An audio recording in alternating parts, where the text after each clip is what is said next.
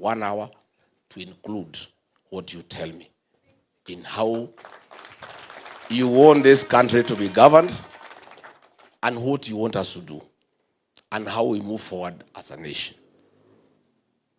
And I must tell fellow leaders in this country, anybody who ignores our young people, you'll go nowhere.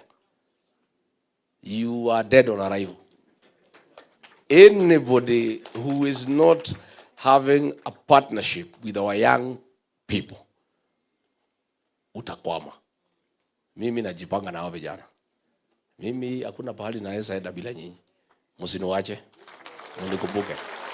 Mimi nauliza kwa heshima. Nauliza mnisaidie. I'm asking you to advise me. I'm asking you to guide me. I'm asking you to tell me how you want this country to be run. And I want to be in partnership with you. Before the elections and after, I want us to work together. I want you to be my permanent partners in my leadership journey. And you have seen the guys I move around with are young people, isn't it? So my team is young. Najua watu wanasema Rigiji is overworking nini, vijana wananisukuma bana. They push me to the wall. Wananipangia program kutoka asubuhi mpaka jioni. And when you work with the young leaders, you also get energized. They give you energy. So I'm asking anybody who wants to be as active as Rigiji, tafuta vijana wakuzunguke. Anaeni utafaulu. Si ndio? Si ndio? So young people, thank you very much. Welcome to Wamunyoro. Mama Boys has fed you? Amelisha nyinyi vizuri? Yeah? Yeah. Hata akiamua achije ng'ombe zingine kabla hamjaenda? Si ni sawa? Sasa Pastor Dokas hivi jana hata wakikula ng'ombe zetu hata sisi tunakamua. There is no problem. This is Kenya. This is the future of our country. And I'm sure today they will leave us as great leaders. I am sure they'll guide us properly. And these people cannot mislead us. They'll give us the correct advice. And they'll tell us what aids our country and what they think should be done so that we get our country on the good trajectory. Si ndio? Umesema bagi ni ya nani? Kwa hivyo ni relax. Ni relax. Basa sawa, so asanteni. I look forward to a great conversation. Thank you very much. Asante, Your Excellency. Kwa mara nyingine tena, bag ni ya nani? Bag ni ya nani? Wanasema bag ni ya Rigiji na ni moto, au sio? Au sio? Asante sana. Thank you so much, Your Excellency, for that kind guidance. And I wish at this juncture to invite a leader of the National Youth League in DCP party, a leader who has been so particular about the youth. She's actually suffered under state intimidation. That has not stopped her. She's a leader who is outgoing, vibrant, and aggressive to ensure we have a say, a voice, and a representation at the table. Ladies and gentlemen, put your hands together for our youth leader.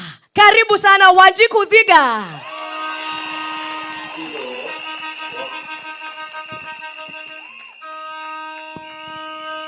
Hey, thank you so much. Hey, Manjenzi, siku yetu imefika ijafika. Imefika ijafika. Top shotter Manjenzi, top shotter. Top shotter Manjenzi, top shotter. Very well, very well. Kama unasema Rigathi Gachagua the 6. Wapi ishara? Wapi ishara Rigathi Gachagua the 6? Thank you so much. Your Excellency, I want to thank you. Thank you, Mama Boys. Thank you. Thank you so much. I want to acknowledge about 40 counties that are here, Your Excellency. Reason yenye nimeingia kama nimechelewa ni ensure that young people across the country are here with you. Your Excellency, vijana wanasimama na wewe. I can assure you.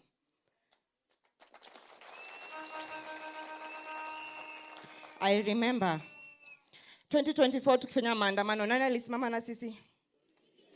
Nani alisimama na sisi? Who risked his presidential seat that he was a deputy president and he gave it away for young people. Alisema, akaambia Ruto, please don't kill our young people. Your Excellency, we thank you for the sacrifice that you did, and that is why every young person in this country is solid for you. Your Excellency, first of all, we want to acknowledge your family values. We thank you that we see positivity in how you work with Mama Dorcas, our Reverend. Najua sahi sisi tunakuanga ma single fathers na single moms, Your trend ni mbaya, lakini our party leader and Her Excellency, Reverend Dorcas, show us how a family should look like. Hata kama mimi natamani kuwa na family kama hiyo. And I know our young people will want such a family, isn't it? It is what that creates a family model. Let me tell you, I'm a social scientist. My master's is in social sciences. Na inasema, everything starts at the unit of family. And we have seen it with our party leader, His Excellency Rigathi Gachagua. So let's use that as our model. Ama ni aje? Simunonanga venye hapo Panarai. Sisi tunalalanga hivyo peke yetu, Na our party leader akona solid, So, tuache kugostiana, najua majenzi. Wewe ama ujisikie na mtu na ghost unaendelea. But let us see a model that works for young people. Isn't it? Number 2, I want to speak about His Excellency Rigathi Gachagua, our party leader. We see how he speaks about transparency and governance and accountability in this country. And I want to say that as young people, sisi, unajua sisi tumesoma. And I see and I watch what we do on X. And we follow what His Excellency Rigathi Gachagua says on social media, on his pressers. Hata mmesikia sahi amepostpone pressa yake. Umse huwa anasema kweli ni kweli ama si kweli? Ni kweli ama si kweli? Ndo anasemanga kweli. What we want as young people is a country that can work for us. Kama unajua, we cannot survive the next 5 years in this country with Ruto. Wapi ishara?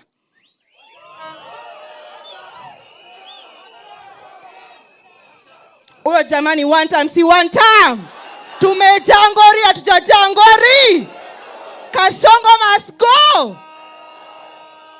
Rigathi Gachagua tano fresh. Tumeagree hivyo? And Your Excellency Rigathi Gachagua, mimi nikiwa ndani walinishika. And let me tell you, I know so many young people in this congregation were with me. Top shota, majenzi top shota. Wale walikuwa pale Kiambu, mulikuwa ama mkua.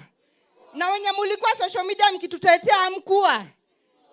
Let me tell you, Your Excellency, these young people, they mean it when they marched it to parliament. Because we are fed up and we are done. Hapa wengi wao wanainama, ni kweli si kweli? Hiyo kitu ni real. Si ndio? Tunainama, Your Excellency. Wangapi hapa wako job? Wangapi wako mboka? Your Excellency. Your Excellency. Your Excellency, angalia, wangapi wako job? Hakuna kazi. Haya, wangapi healthcare is working for them?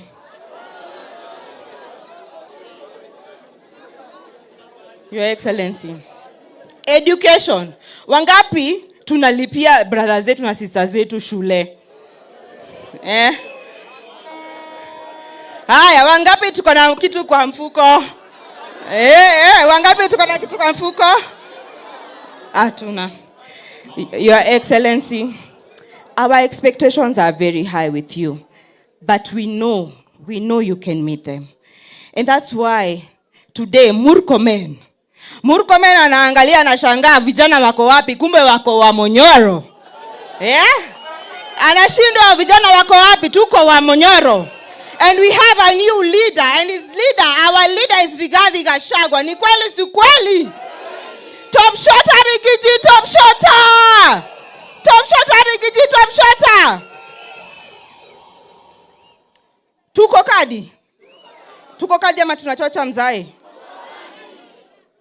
Tuko kadi ama tunachota mzae? I have over 40 counties here. Mukirepresent counties zenu Marsabit, watu wako kadi. Wako kadi. Narok watu wako kadi. Kajiado watu wako kadi. Yes. Because we must represent. And it is a must for young people to reach. Because I sit in a decision-making table, we must be able to negotiate with numbers. Hii story ya shares si uongo? Si uongo? Ni ukweli na iko. Sasa sisi kama vijana tuko na shares ngapi kwa hiyo meza? Na nani anaturepresent? Ni Rigathi Gachagua. Because najua 2024, when Rigathi Gachagua was talking about us, protecting us, tulisema tuko leaderless, tuko partyless, ndio? Sasa tuko chama, tuko chama. Tuko chama ama tuko chapa? Chama chetu ni gani? DCP. DCP. Very well, Your Excellency. Nataka kusema hivi, Your Excellency, as allow me to shortly put you on a hot seat so that the young people of this country can engage you. Your Excellency, hawa watu wamenieka pressure. Na wakasema you cannot finish your conclave without meeting you. So we have only few questions, like 10 questions, so that young people can engage you and ask some collaborative questions. Si tuko na maswali ya Rigiji? Na si huyu ndo tunafuata? Yeah. So, ya question ya kwanza, ningetaka kuita Jackson Jai.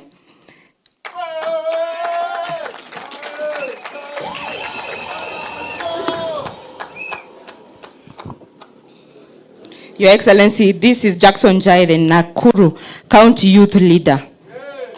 Yeye ndo nasukuma maneno pale county. Na ndio huyu hapa na yeye ni Gitugati. Tafadhali uliza swali.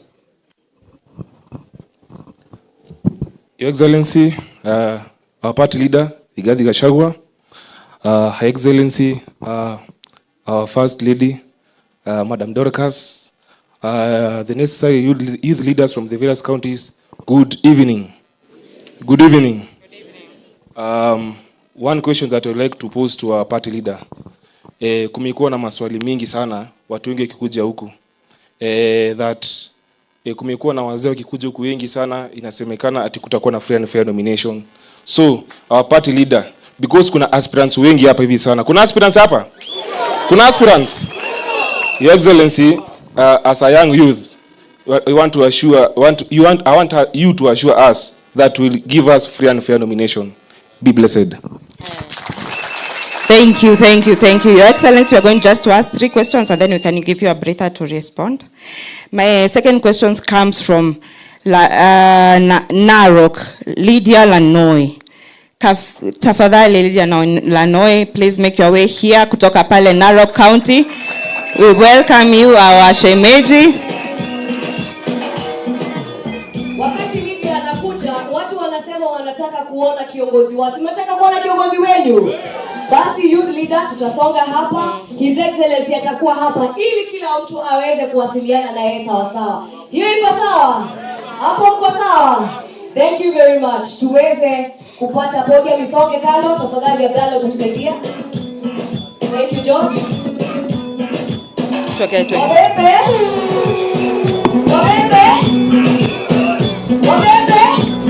Bagnia nani?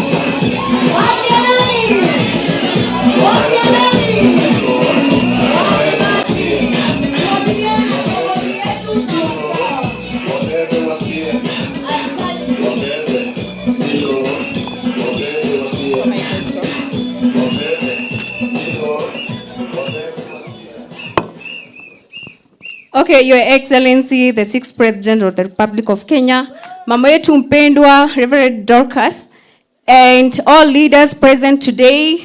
Now, wa youth wote hamjambo? Muko salama? Narok sisi tunasema one time. Nyinyi wote mnasema nini? Okay. The second question, Your Excellency, are you running for president? We want to know as youth, kama yeye atakuwa kwenye debe, si ndio? Yes, thank you. Asante sana, asante sana. Our question before His Excellency can respond, alafu tuendelee. I want to welcome Kakamega County, Leon Major Malala. Karibu sana.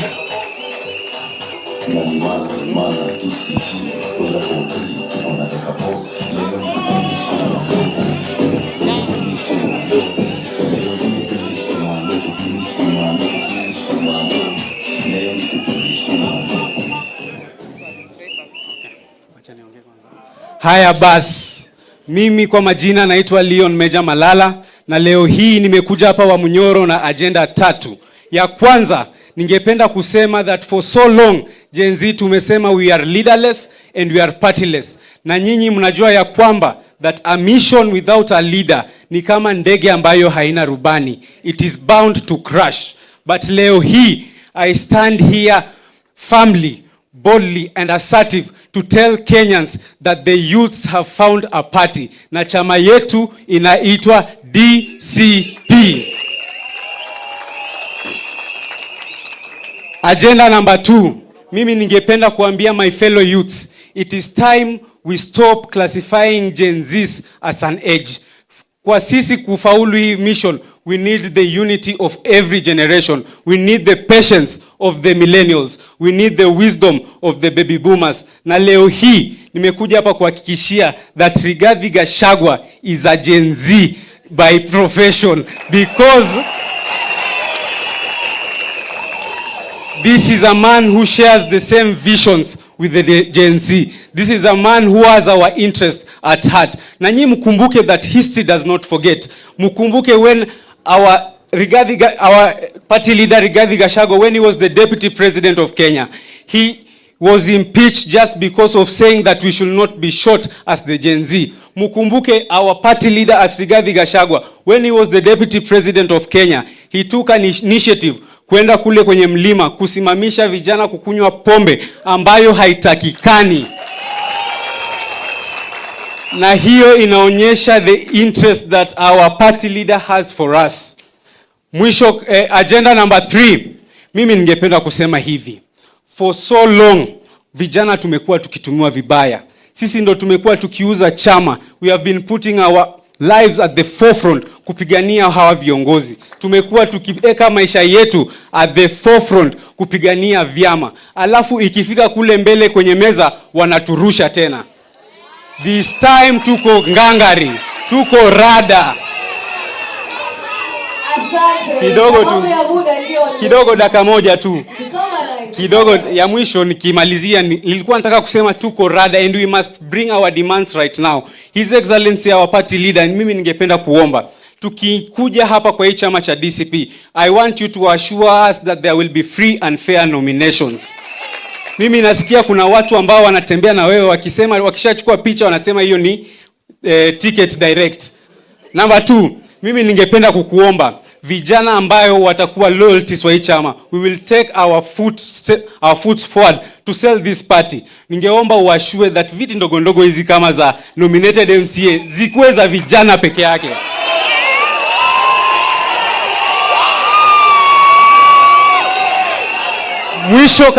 Mwisho kabisa. Party leader, mimi nasikia ya kwamba unaenda kule Marekani with mama boys, our lovely mother. Mimi nataka kusema on behalf of the youths, we wish you a safe journey. Na ningeomba sasa utuachie sisi vijana ground, sisi tuendelee kusikiza ground.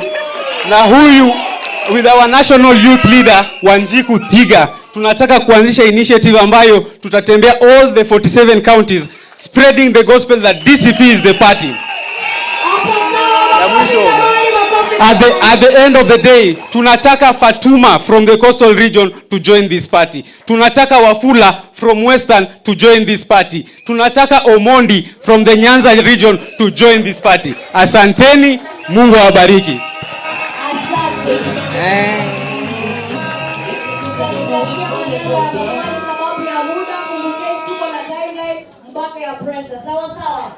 Thank you so much, Rose. I would like to allow our party leader, His Excellency, and the 6th, Rigathi Gachagua, ajibu hiyo maswali ingine alafu tuendelee. Asante. Thank you very much. Asanteni sana.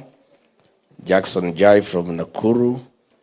You have asked about free and fair nominations. Let me say, for the avoidance of doubt, I'm not very clever, but I'm not foolish.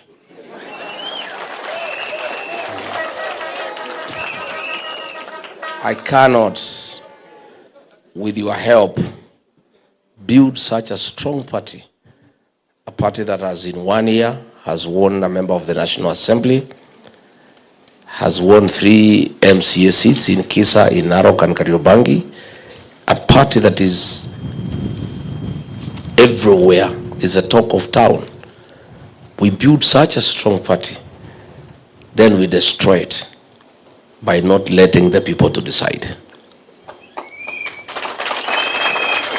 I want to paraphrase the late Stanley Kenneth Jido Matiba, who said, "Let the people decide."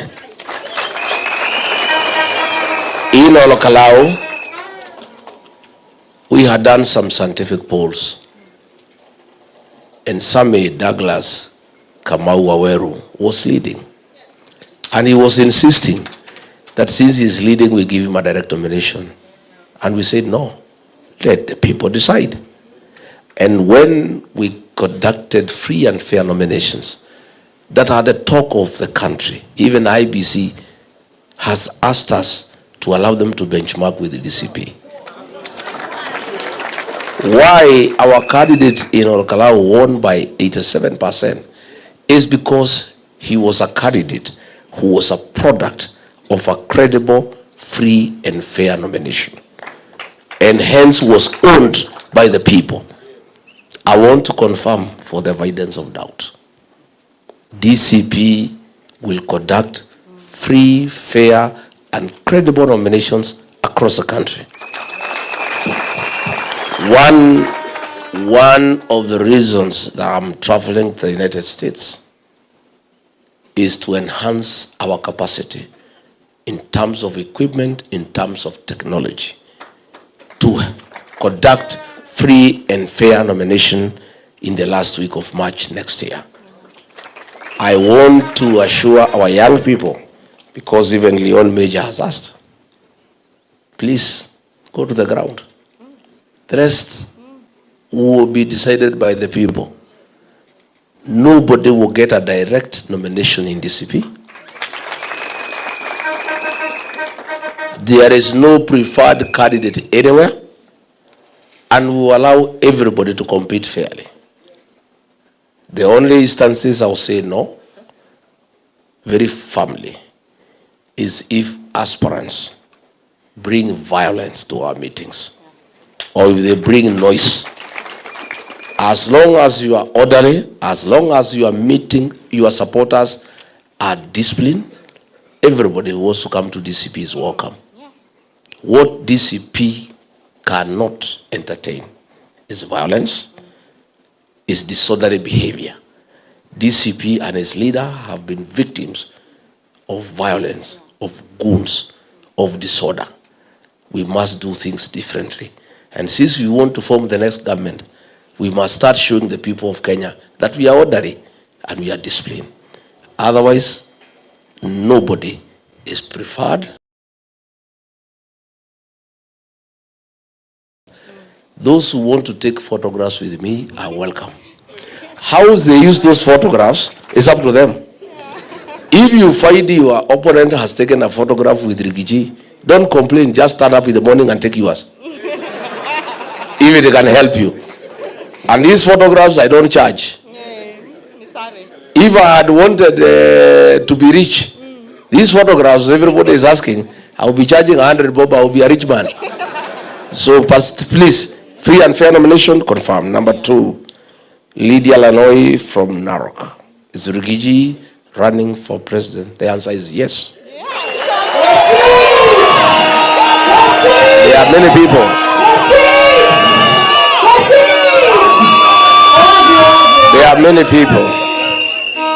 There are many people, including supporters of my colleagues in the United Opposition, I've seen them on social media and in public platforms advancing a ridiculous proposition that Rigiji, his work is to remove William Ruto and give leadership to others.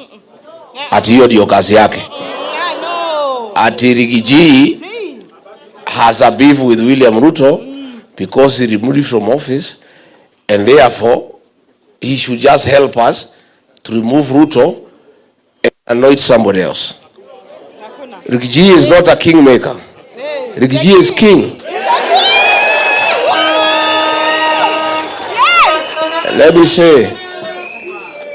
me say, I am not mobilizing Kenyans to remove William Ruto as president because of bitterness, no. Because of vengeance, no. It's my desire to have a good country. It is because I'm a patriot and I must apply the God-given ability to mobilize Kenyans for the benefit of the country. I'm not doing it because I have nothing personal against William Ruto. I have everything against what he stands for and what he does. I want good leadership in this country. And I'm offering myself for that position of president. And let nobody tell you that because I was removed from office, I cannot run. Section 75 of our Constitution says, yes, anybody removed through that method should not vie. But Section 99, Sabbatical 3, and the two sections must be read together, that anybody who has a challenge on matters of Chapter 6 of integrity cannot be stopped from vying until and unless he or she has exhausted all the remedies provided by the Constitution, all the way to the Supreme Court. And the two sections, the frame of the Constitution were clear. They must be read together. We are in court, in the Court of Appeal. We believe the Court of Appeal will give justice to Rigathi Gachagua and his supporters. In the unfortunate event that they also pronounce themselves in an absurd manner like the High Court, we still have another chance at the Supreme Court. In the meantime, we are preparing for elections. President Uhuru Kenyatta and William Ruto had very serious case against them of murder, rape, displacement, genocide, very serious things against them. But the court said no. They are innocent until, and they must be allowed to run. And Kenyans said, we will decide. And they ran and they won. Rigathi Gachagua has killed nobody. He has raped nobody. He has displaced nobody. All he has done, he has been punished because of standing with the people of Kenya. Because of saying Gen Zs are not criminals. Because of saying we should not steal from the people of Kenya. Because of saying people should not be evicted. What crime has Rigathi Gachagua committed? Let anybody tell me.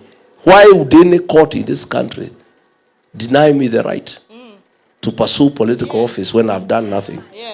And the High Court pronounced itself that I was taken through an unfair process. And I did not get the right to fair hearing. Then the same court allows the product of an unconstitutional process to stand. It's what you call a constitutional absurdity. I am persuaded that the judges of the Court of Appeal will apply sanity, will apply the law as it is read, and allow Rigathi Gachagua to be who he is. And I am determined to pursue political office because that is what Kenyans want. Number 3, Leon Major, yes, you guys said you are leaderless, partless, true. But for us to have meaningful change, a leader must be elected. A leader must be elected through a political party. Yes. So the reality of the Kenyan politics and our constitution is that the Gen Zs must belong to a certain party and they must back a certain leader, one way or another. It is my request that if the young people of Kenya so desires to fight Rigathi Gachagua to be that leader, it is my desire, it is my prayer, it is my request that the young people of Kenya identify and associate with the DCP party as a vehicle that will deliver the change that they desire. Thank you. Tuweze kupata maswali pengine so that His Excellency our party leader aweze kujibu. Okay, thank you. I want to endorse what our Excellency Rigathi Gachagua said. When we entered by-elections, and that is beginning in 2025 and this year 2026, Rigathi Gachagua endorsed the leadership of young people. Wacha niseme kule Narok town tulikuwa na mheshimiwa anaitwa Masikonde. Pale Kariobangi North tukakuwa na mheshimiwa anaitwa Wanyoike. Na kule Kisa East tukakuwa na mheshimiwa anaitwa Aduda. Those are young people. Na 2026 tukakuwa na chokora wetu. Tunamjua ni nani?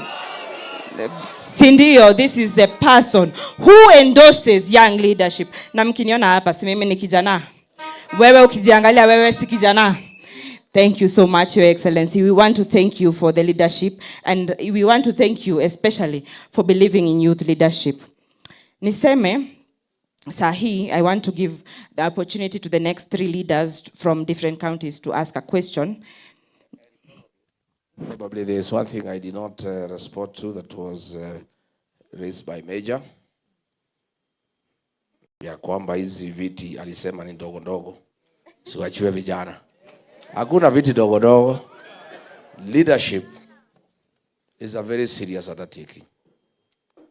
These MCAs are not small people because they change lives.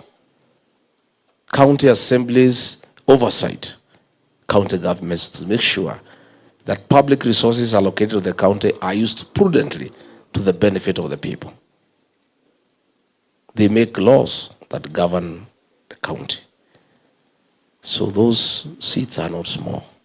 Those are serious seats.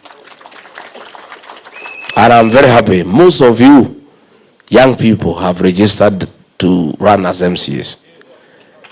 I came to Karatina, my hometown, last year. And the aspirants who are Gen Zs could not let anybody say anything. Everybody wants the Gen Zs. And I thought the Gen Zs are using their numerical strength to intimidate the elderly people. Then I asked the women who are my friends in the market. The women told me this time tunachagua majenzi. So I want to encourage you, run for these seats. Run as MCs. Run as members of parliament. Run as senators. But those who will not make it, I agree. Nominated slots for DCP will not go to boyfriends and girlfriends.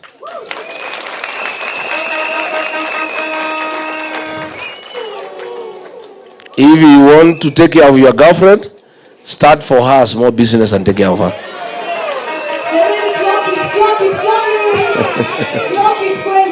Senor, nominated slots in DCP will be for young people who have demonstrated hard work and loyalty to the cause and to the party. And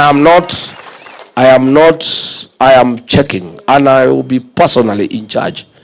Let nobody tell you that kuna watu ati watapeana viti huko. Mimi mwenyewe naangalia hapo Nairobi city. I've already identified a young man called Jemo. Huyo kijana.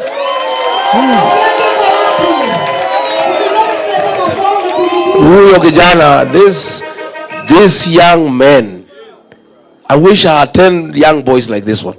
I would be a very happy leader. He is all over Nairobi working for the party. He is in Mukuru, he is in Kariobangi. Kijana amejitolea. That his name lazima itakuwa number 1 in the nomination list. Yeah. I monitor what's happening.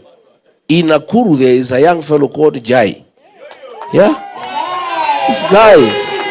This guy sometimes you find him in Maela. Pahali hakuna barabara. Sometimes he's in Kureso. He is where? He's working hard. And many others. You people work hard. Hata wale wanatusukumia maneno mtandao. I am taking note. Naona wale wanatutetea na kutujenga. Hata kama ni pseudonym, mimi natafuta hii pseudonym ya nani? Zinio. So please, let me tell you, young people, work hard. The late John Mechoke told me, he called me to his office. He was an administrator like me. He told me regarding Gachagua, governance is 2 words. And let nobody cheat you. Forget about what philosophers write about governance. Simple. Governance is reward and punishment. You reward those who do well. You punish those who do bad. That is governance. I am telling you today, work hard. I am taking note. And I'm not delegating this to anybody. I am personally monitoring the activities of our young people. And I want to make sure that all those who are very active and who are loyal to our party and to the liberation cause of removing William Ruto will be rewarded and affirmed. So, mpira kwenu. Thank you, thank you. Mmesikia vile party leader amesema, we have an equal and an honest, true, fair, transparent fighting chance in this country. In 2027, we want to look at leadership. Okay. Sorry, Your Excellency. There's another young girl from Oranga, tall, slender girl. Where is she? What is her name? Yeah? You are called who? Mimi sijui jina yako lakini nakuona. Huyu msichana huyu amejituma sana. Lazima wewe utakuwa kwa bunge ya Murang'a. Utakuwa huko ndani. You will be inside there. We will nominate you to the Murang'a County Assembly. And why not? Why not? Mjana umesikia? Form ni nini? Kujituma. Kujituma. Na tujitume na DCP ama ni aje? Tujitume na nini? Na tunaona mzaya anaangalia, si ndio? Our party leader, His Excellency Rigathi Gachagua, he's monitoring. Mtu halali. Kuna wengine tunaona wamelala social media. But our party leader is very, very agile and is looking. The next question I want to welcome Student Caucus. Do we have the NEC member Student Caucus, Wilson, in the crowd? Yes, Wilson, welcome. Wakati Wilson anakuja, nataka tuonyeshe party leader wetu kwamba sisi we are very active. Hapa kulikuwa na aspirant governors. Kiti, chama cha DCP, tusimame. Wakati Wilson anakaribia. Governor.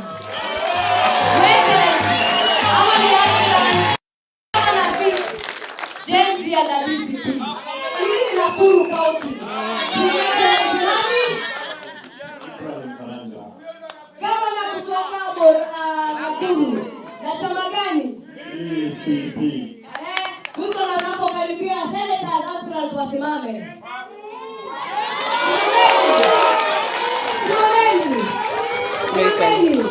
Yo hao aspirants wako wasimame. Women representatives wasimame. Women representatives wasimame. Hapa ni Nyandarua, pale ni Kajiado, wapi kwingine hatuoni? Tuko hapa, tuko Nyeri, tuko Kajiado tena, tuko wapi? Meru.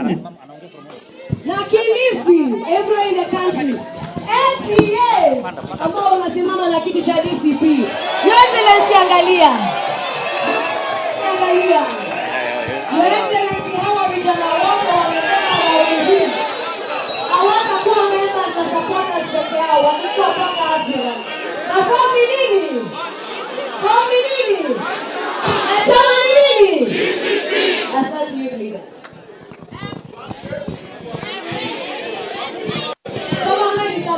Samahani. Members of Parliament countrywide. Tusimame jamani. Members of Parliament.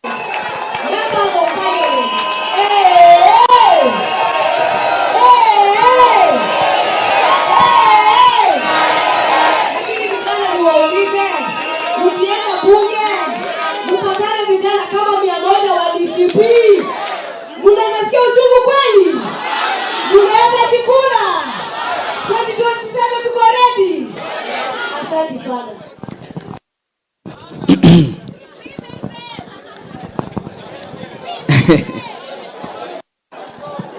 Nimesikia wanauliza mambo ya women rep. Uliza women rep. All right.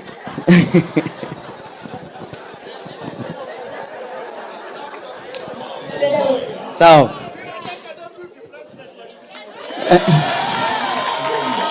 Asante. Na wasalimu nyote, hamjambo. Pande hii mnaniona vizuri? Pande hii mnaniona vizuri? Hapa katikati mnaniona vizuri? Pande hii mnaniona vizuri? Asanteni. Kwa majina ni Wilson Kanyago and I represent the student caucus and I am the chairperson. So we have a question for you here, Your Excellency, and it begins like this. We have seen governments around the world respond to digitally organized youth protests in very different ways. Some go through dialogue and reforms, and others go through policing, restrictions, and attempts to control digital spaces. If DCP forms the next government and faces leaderless, digitally mobilized youth, movement protesting about unemployment, corruption, the cost of living, or broken promises, what would you do in your government? That is question one.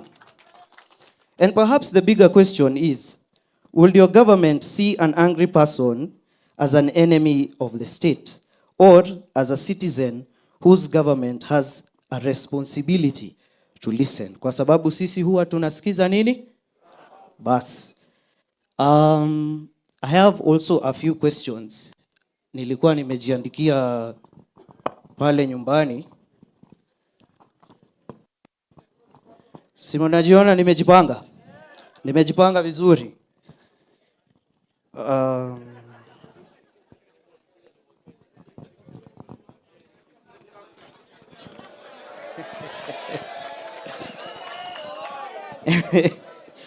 Mimi saa ingine huwa ninaona His Excellency akipanda mahali huwa anapanda na kakaratasi kama hii. Alafu unaona ndio anafinya kasongo kabisa. Sasa mimi nimechukua hii, nimesema I want to be like my party leader. All right. First of all, I will want to, as the student caucus, comrades power. Comrades power. Comrades tibim. Comrades finya. Asante.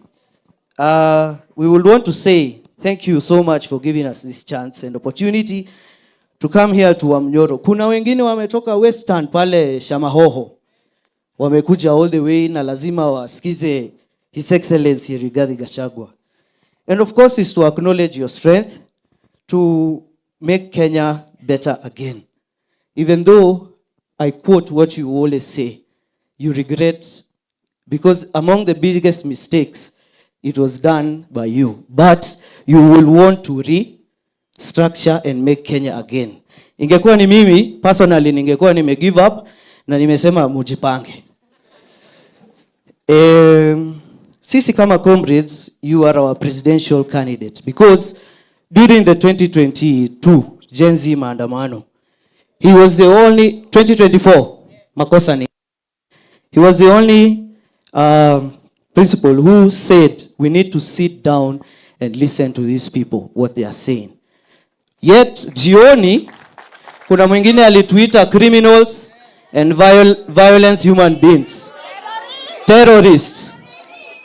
So, kwa hayo, tungependa kuendorse His Excellency, specifically, Gen Z. Kusema ukweli, we see a figure to you, in you, sorry. Haya, ikifika, wacha nisisome hiyo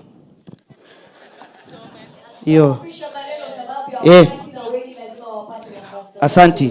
We have asked about the unemployment. Na hii Kenya mahali imefika, you go to university unasoma 4 years or 6 years depending with your degree, si ndio? Lakini if you don't know someone who knows someone and that someone knows, hiyo kazi utapata kweli?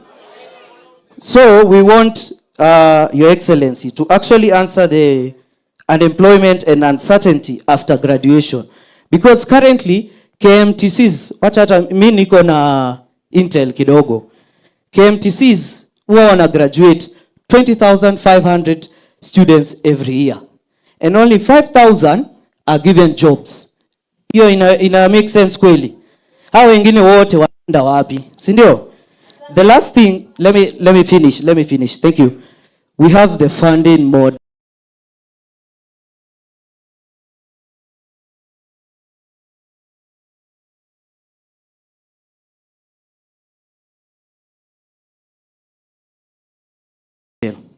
We really request you to piga vita. Si mambo yake hapo mbele iko sawa? Sawa. Asanti kwa hayo mengi na machache, nimeshukuru. Thank you so much, Your Excellency. The new funding model for the students has been a quagmire, something we debate on national television and pale ground. Allow me to invite someone else from Marsabit, Roba Boru. Welcome. Vijana wa Borana, Your Excellency, wamekuwa wakileta shida sana, hawachi kubali. Uko wana abduct wazee wao. Huyu kijana anaitwa Roba Boru amekuwa akinisumbua every day. Ananiambia kwamba lazima utetee vijana wa Borana. Welcome and allow us to ask you a question.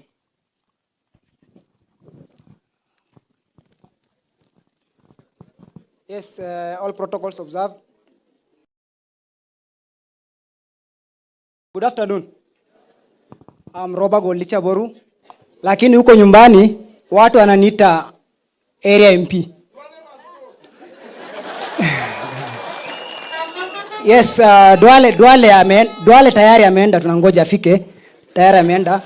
So they call me area MP kwa sababu huko kwetu serikali imekuwa kitunyanyasa. Apart from physical development, the government launched a program called Onjua Jangili. They abducted around 84 youths from Marsabit. As youth tumejaribu kupigana na hii challenge, tumecause maandamano, tumecause demonstration, tumeweza kuwarudisha nyumbani, but there are 2 young men who are still remaining unknown.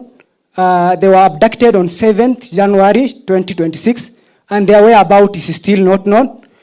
They are from Bori location. One of them is called Boruguyo Jilo and the other one is called Alake Malicha. The other one is called Alake Malicha. Kindly, Your Excellency, we would like you to address and bring to attention of the public about the whereabouts of those 2 boys. Now, my question is, can a young candidate survive the political jungle? Because in Kenya, politics is all about financial muscle. And most of young people, we don't have the resource, we don't have the capability. But we have very brilliant youths. We have very brilliant youths who are bubbling with ideas. They know how to drive this country ahead. But the political space is going to be flooded with, let me call, the deep state in terms of resource. Watu watakota pesa, watenda pale ground, na sisi vijana tutaweza kunyanyaswa. Kindly, can you address on that? Thank you so much. Makofi ya vijana wa Borana na pale Marsabit, wapigie makofi. Wanapitia abduction, wanapitia execution. Lakini nakumbuka nipigia simu akaniambia naenda off na wananifuata, nisipopatikana tena ni hivyo. This is a young gentleman, Your Excellency, from Marsabit community fighting for one term. Your Excellency, young people hatuna mbele wala nyuma, tunayo. Mimi hata wakinichukua, mimi sina kitu ya kulose. Wewe uko na kitu ya kulose? Nifuuliza tu tuko nayo ama ni kweli si kweli? We don't care, your party leader. So party leader, our hope is in you. And I know the pressure is a lot and it's mounting. But we know you can make it for us. all kura zote za Gen Z ni zako, Your Excellency. I want to give you the opportunity to respond.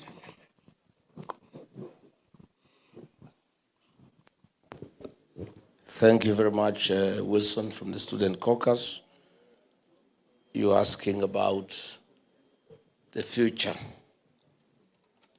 the safety of the digital space in our administration.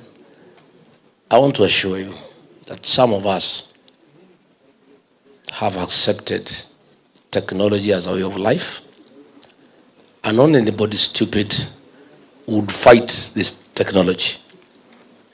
It's the way we communicate, it's the way people get to move business. Nothing now today is being done manually. I want to say that in enhancing our democratic space, everybody will be allowed to express themselves digitally, and this issue of people being suppressed because of digital expression is a thing we will not allow. Again, you have asked a very good question, whether those who criticize our new administration will be seen as enemies of the state. That is what we are fighting. The use of the criminal justice system to suppress dissent, to subvert democracy, and to enhance violation of human rights. I want to give a commitment that our administration, and you'll be partners with us, you are the people who is going to run the Ministry of ICT. What business do you have? What business do you have giving William Kabogo as Minister of ICT? Yeah? I mean, surely, you know, there are some jokes that is really an insult to the people of Kenya and to our young people. Yeah? Why would you want to give a William Kabogo to run the Ministry of ICT? We have very young people who are software engineers with various capacities, who are experts in artificial intelligence, who will really revolutionize digital technology. So we cannot have a government that is an enemy of the people. We will allow institutions of oversight to prevail. A good government is the one that is criticized. None of us is perfect. Power corrupts. Absolute power corrupts absolutely. Even I regard Gachagua, if nobody checks me, chances are people around you push you to become a dictator. There must be institutions of oversight, and we must allow people to speak and speak freely. That is what I must tell you. You ask whether we shall listen to the people. Of course, our party, our motto and slogan is listening to our Kenya. We cannot be listening to Kenyans today, then we stop listening after we form government. You'll be saying one term after 6 months. You think I don't know? Mimi najua, mimi I'm not like Kasongo. Hiyo Kasongo najua kichwa yake ni ngumu. Na masikio ameweka pamba. Utakosa kusikiza Wakenya namna gani? The problems William Ruto is facing today is because he refused to listen to the ground. He was elected as a very popular president. I was with him. And we were elected, we were very popular. He was not spending any money to speak to anybody. Today, to do a meeting here in Karatina, he has to spend 20 million. His fellow, this soprano, cannot do a meeting without giving people 2,000. The minute you start paying people to listen to you, you have lost it. Because they don't care what you are saying. It's just a transaction, isn't it? People are just transactional. Nasema hii Kasongo vile naenda nyumbani, wacha tumusikize tu hata kama ni uongo atulipe twende. I must continue listening to the people of Kenya. And I tried to guide him. I sat him down. I was a very good deputy. I said, Mr. President, you are losing it. Kelele imezidi. Please, let's listen to the people. When the Gen Z started making a lot of noise, wakaanza kuchora yeye ameko kwa jeneza, he was very bitter. Nikamuuliza hata ukioko kwa jeneza kwani umekufa? What is your problem? Why are you bitter? This is just a way of expression. So I told him, let's listen to these young people. He said, no, Let them be arrested and abducted and tortured and killed. Yeah? I know because I was with him. I saw him transform from a popular president to a dictator to a very unpopular leader by simply not listening to the people. Yeah? Or he's a goon. Or he has transformed her into a goon. Now, hata mumenichanua hiyo disiku wanajua. Kuanzia kesho nitaanza kueject.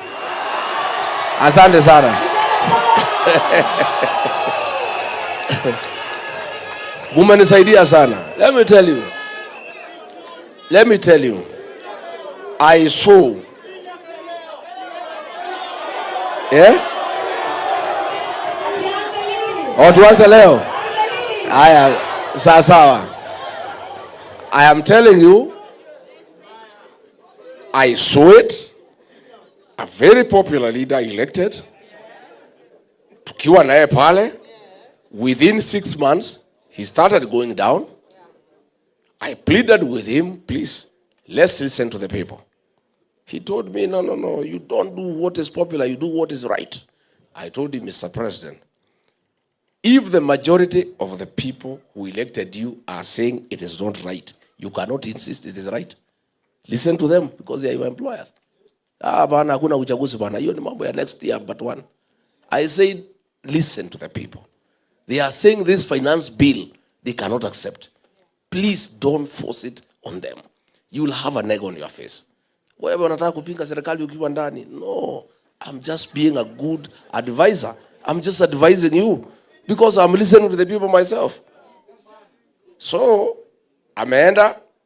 ametransform kutoka president, amependwa na watu, amekuwa dictator, amekuwa mwizi, ameua watu, finally amekuwa goon. Yeah? So one of these days when I retire, because I'm a student of literature and I like writing, I'll write a book. Yeah? Sindio? The transformation of a leader to a goon.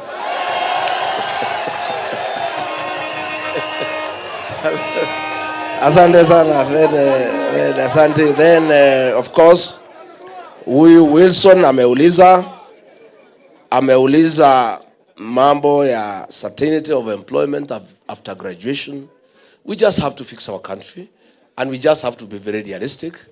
We have to work on manufacturing and import substitution so that we create industries to employ our young people. We have to start agro-processing. We have to start value addition. We must create means of employment. And this is something we have to work on very, very, very seriously. Forget about hii mjengo anasema tumeandika watu milioni. Ni uongo. You know? Sasa, okay, watu ya mjengo, okay, wale wamepata wachache. Na hawa graduates. Hata hiyo walipi. Hata kwa hii mjengo walipi. Sasa ona. So, now, good people. University financing model. We don't have to wait for next year. The way to come up with a good university education financing model is by involving all the stakeholders. The students, the lecturers, education officials, and parents as well. And since you guys are telling me that next year we shall chase away William Ruto and have a new government, why don't we start having a discussion so that by the time we take over, the model is ready, it's just applying, isn't it? So I'll propose university students, the ones we have. I'll ask my people, we put up a small team of student leaders in the universities. We'll get some parents, we'll get some lecturers. We start working behind the scenes by consulting all the stakeholders on what is an ideal university education financing model that can serve our country well. So that By the time elections are held, by the time we are sworn in, we immediately implement what has been agreed on. Then, was that the last one? Or was there another one? Iko Boru kutoka Marsabit. It is true, abductions, forced disappearances, extrajudicial killings are rampant, taking place in Isiolo, Marsabit, Wajir, Mandera, Garissa, Madare, and everywhere. Now, Homa Bay. Kwanza Homa Bay was a massacre. And one of the areas, one of the cardinal responsibility of any government in the world is to protect life and property. William Ruto has failed in all fields: education, health, the economy, everything. But the one thing we shall never forgive him is the insecurity in the country, where he has surrendered National Police Service mandate to goons.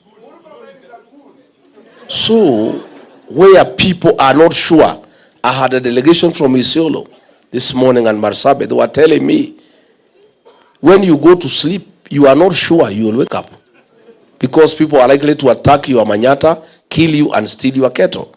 When you travel from point A to B, you are not sure. And this young boy, Mutukutu William Ruto ameweka, huyu Murkomen, viatu 1 million, saa 800,000, mushipi 1,600,000. The guy is walking around with about 5 million on his own. He is telling us, no, unajua, it's so disrespecting the people of Kenya, kuwatharau wa Kenya, that if you know where goons are and the police confirm, please don't go there, go somewhere else. What is he telling us? If the police know the goons are there, they arrest them and take them to court. But this is a man who is so arrogant. They have stolen so much money. They are wallowing in opulence. They have too much money and power that he has the audacity to tell the people of Kenya, please, it is your mistake if goons hurt you. Why are you going to where the goons are? And the police have confirmed the goons are there. Yesterday, I think the MP for Mokoroine said something very good in church. He said, William Ruto, please start a department on goonism that can give 411 to Kenyans on where the goons are, so that they don't have to go there. Because as these goons are everywhere. Police and goons, you cannot tell the difference. Since Kenyans have no way of knowing where the goons are, then if what Murkomen said is what needs to happen, that Kenyans need to avoid where the goons are. And since he said the police confirm where the goons are, can the National Police Service start a small department for information purposes, so that every day, the way they inform us on weather, the way they tell us it will rain, there will be sunshine, sidio? So tunaambiwa leo, pande ya Mathare iko goons, musiende huko. Pande ya Karatina iko goons, musiende huko. Lakini swali yangu ni, since these goons are everywhere, unless Murkomen anasema tuhamie Tanzania ama Uganda, I don't know what we'll do. Thank you very much. Next. Let's have the last round of questions. Yes. Thank you, MC. We thank you, Your Excellency Rigathi Gachagua, for continuously engaging young people. Hivi tu ndio vijana tunatakanga, ama ni aje? Tuongeleshwe tu, tuzungumzane, tusikizane, ama ni aje? Top shota majezi, top shota. Tupo. Aya, sawa. As I welcome Women League, Margaret Wethegeni, Your Excellency, the Youth League is a caucus that is acting as a pipeline to create the next generation of young women leaders. Your Excellency, I want to thank you extremely for allowing me and giving me the opportunity to lead at national level the DCP Youth League. And through that, I'm also extending a hand And I want to say that I have Grace Jengo kule Nyeri. I am mentoring her to be the next leader through you, Your Excellency, and it's a pipeline for you. Tafadhali mpigieni Grace Jengo makofi. Nataka kwa kusema niko na Lydia Lanoi pale Narok. Next leaders generation tunawaona pale. Nataka kusema pale Taita Taveta, Habiba umefika. Habiba umefika. Your Excellency, Habiba is also on her way. And I also want to say Kisumu tuko na youth leader mwanamuke ako wapi? Veronica Blessing. Karibu sana Wamunyoro. Your Excellency, we thank you so much for honoring young women in leadership. And we know in you, we are going to be as powerful as Reverend Dorcas. Have you seen her in the podium? Have you seen her in her element? We thank you, Your Excellency. Tusema either gani umefika, hujafika bado, fika haraka sana. Please come here and ask the next question.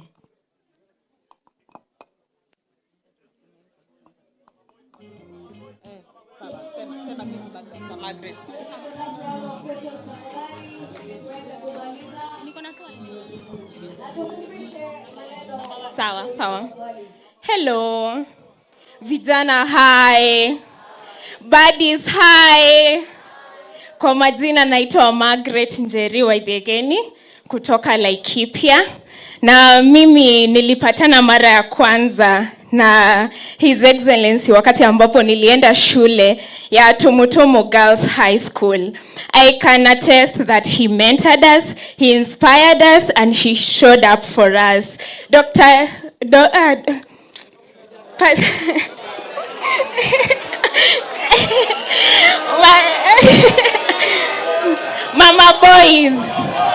Mama boys, you showed up for us like a mother. You prayed for us. You showed up for us in many ways, and you motivated us to actually see sky as not the limit.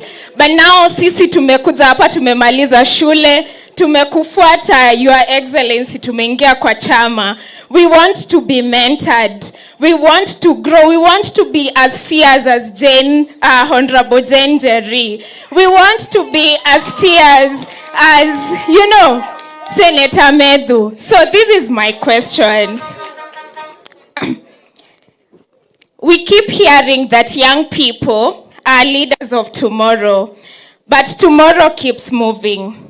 Does DCP have a structured mentorship program that connects young aspiring politicians with experienced leaders and gives them the skills, networks, and confidence to actually run for office? Si tunataka baddies wakue kwa ballot? Mnataka baddies wakue kwa ballot? Harambe! Harambe! Asante sana. Thank you. This juncture, Buddy, thank you. At this juncture, I want to welcome the Disability League higher. Representative of the Disability League, welcome, please. Tuulize swali. Tusalimia party leader pale. Na tunataka ulize swali kuhusu asalimia mama boys. Ama mnasema je maneno ya mama boys nyinyi? Hapo gatekeep by wazi.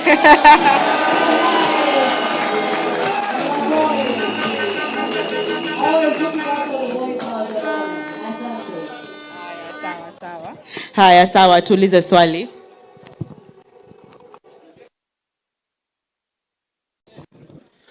Vijana power. Vijana power. Thank you very much. Kwa sababu leo this is a consultative meeting, sitapaza sauti sana. Your Excellency, the elected leaders, my name is Haya Dennis. Natoka eneo za Bondo. Kule ambako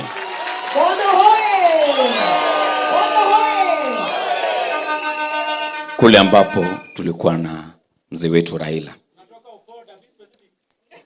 Yeye ni jirani yangu. Tuliposikia huu mwito, sisi tulifurahi. kwa sababu kwa muda mrefu tumetamani sana tuone party leader wetu na tusikizwe na party leader wetu. Nilikuja na watu wengi wa DCT na wamekaa hapa mbele.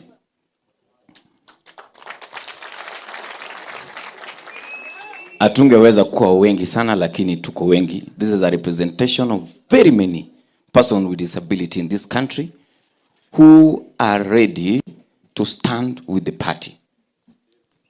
For time memorial, we have been having political parties in this country who have been having disability for formality purposes. That pains us.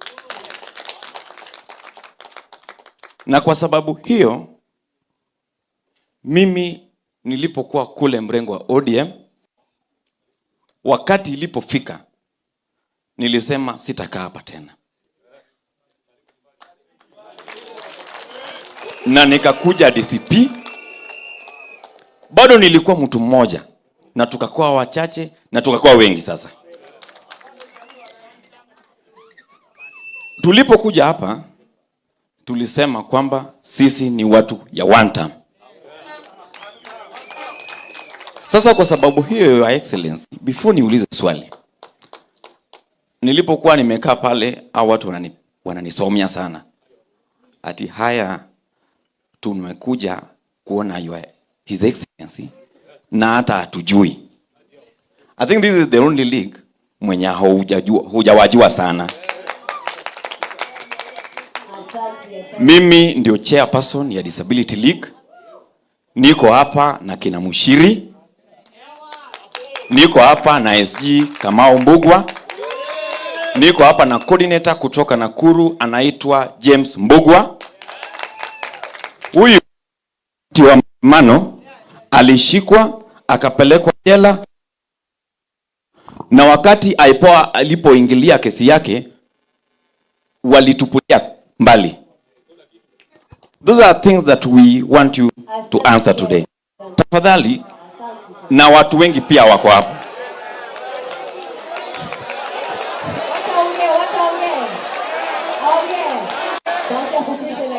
Tuko pia na watu hearing impairment, deaf community. Wamekuwa represented hapa na wachache. Ningependa wasimame wao pia muwaone. Kando na hiyo, Your Excellency, tuko na aspirants hapa kwa Disability League. Just imagine. Wao pia ningependa wasimame uwaone the aspirants. Niko hapa na Mchiri, niko hapa na Kamau, niko hapa pale na Marian, Maina, na hao watu wengine wote. Na Teddy pia ako pale na ule mwenzangu. We are coming here as an asset. For many times, disability has always been looked at as a liability. We are no longer coming here as a liability. And for your information, we have a plan. Hiyo plan ni ya kwamba we want to walk across the country. We want to mobilize over 300,000 persons with disability with the card. Na unajua sisi tunakuja kama we are having a ripple effect kwa party. Kwa sababu huyu Kamau hapa, for example, ametembea na guide wake. Huyu Mshiri ako na guides kama 5 wenye wako hapa. Wakati au 300,000 wanakuja kwa party, they are coming like 300,000 times 3 or 5. Hiyo kura karibu imeingia 1,000,000. Na hao wote ni ya DCP. Sasa tafadhali, kwa sababu ni ya muda, ningependa hao watu waseme jina yao. Hii Mshiri dogo tu. Wamesema time imeenda. Lakini wacha niulize swali sasa. Swali niko nayo ni kwamba nimeona, na kwa sababu mimi pia ni vijana, wamesema nomination. Sisi pia tunaliza hiyo swali. Huyu Mshiri akisimama pale Kariobangi North, si uache yeye akimbie peke yake? Wamesema hapana, lakini akisimama hivyo, tafadhali anaweza kuwa na ile assurance ya security. Kwa sababu yeye haezi kimbia wakati ile vurugu imetokea. Number 2. Tuko na zile vitu kwa constitution inaitwa 5% of every job opportunity. Like, Your Excellency, it lacks what we call penalty. It is very vague and vacant. Kwamba it is very optional kwamba the organizations can decide to employ or not. We want you to put it that there will be a penalty for those organizations that will not have 5% representation for persons with disability in this country, in your next government. We have a proposal there that will request to be presented to you in your due time if you allow us. Bado tuko na wewe hapa. Baada hii tunaomba utuone nyuma ya tent sisi kama persons with disability. Ndio hii watu wote uwajue tafadhali. Thank you very much. Vijana power. Asante sana. Thank you so much, Dennis Haya, Your Excellency, the representative of disabilities, only asking for inclusion. And I know inclusion what it means kwa sababu sisi kama akina mama tumekuwa tukipigania 2/3 na hadi wale haijaipatikana. But we know, Your Excellency, with you disability na women inclusion itakuwa pale mbele, kipaumbele. Swali yetu ya mwisho, Your Excellency, so that you can respond to us. And as I ask Mike Steve kutoka kule Murang'a, who is the county youth leader wa Murang'a na ni medic. Huyu alipigwa risasi karibu 5-6 akiwa Olkalao akipigania chama. Aulize swali ya mwisho. Your Excellency and the 6th President of Kenya, Her Excellency Dr. Reverend Dorcas, na majenzi wenzangu, harambe! Harambe! Kwa majina, mimi naitwa Mike Steve. And Your Excellency, today, I have a humble request. I love the good job our lawyers do, read by Mheshimiwa Njeri Maina. Kila time, mwenzetu wameshikwa, wanaungana, wanaenda, wanamtetea. Mimi kama medic, I'm a doctor by profession. Ningetaka utupatie ruhusa. Pia sisi kama madaktari, when I look at this all, and I know several doctors wako DCP, na several nurses na pia pharmacists. Pia sisi tungetaka tukue na kikundi.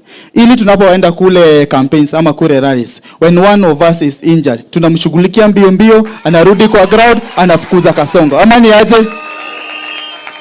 Your Excellency, kwa bahati mbaya tunaongozwa na CS ambaye hana clue yoyote. A clueless CS wa health. Unamjua?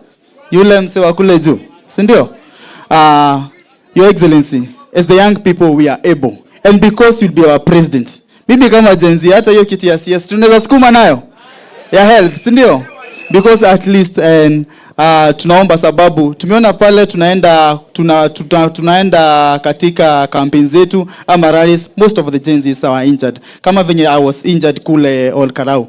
Tungetaka tafadhali tupe ruhusa tuweze at least kuwa na kikundi cha hao madaktari. Tunashughulikia mmoja wetu anarudi kwa siasa. Mwisho kabisa, I want to assure you, I come from Murang'a. Murang'a hoye. Murang'a hoye. The Gen Zs from Murang'a are fully behind you. Na Your Excellency, usiwe na shaka. Pale Murang'a there was a proxy party imekuja hapa imeziduliwa. But the youth of Murang'a are right behind you. And we assure you, kura zote za Murang'a, mimi nimeongoza tukokadi. Mimi nimeongoza the mass voter registration. And we can assure you, the numbers of Murang'a, manzi dizo zitasil kila kitu. Vijana hoye. Kwa mengi na machache, nashukuru sana, asante. Thank you, Excellency. We give you the opportunity to respond. Thank you. Thank you very much. Margaret, let nobody tell you that you are leaders of tomorrow. That's an insult. Hiyo ni kutukano. Leadership ya hii nchi is 18 and above. Are you 18? Yes. So why is somebody telling you that you are a leader of tomorrow? You are the leaders of today and tomorrow. You are the present and the future. I want to encourage you, good people.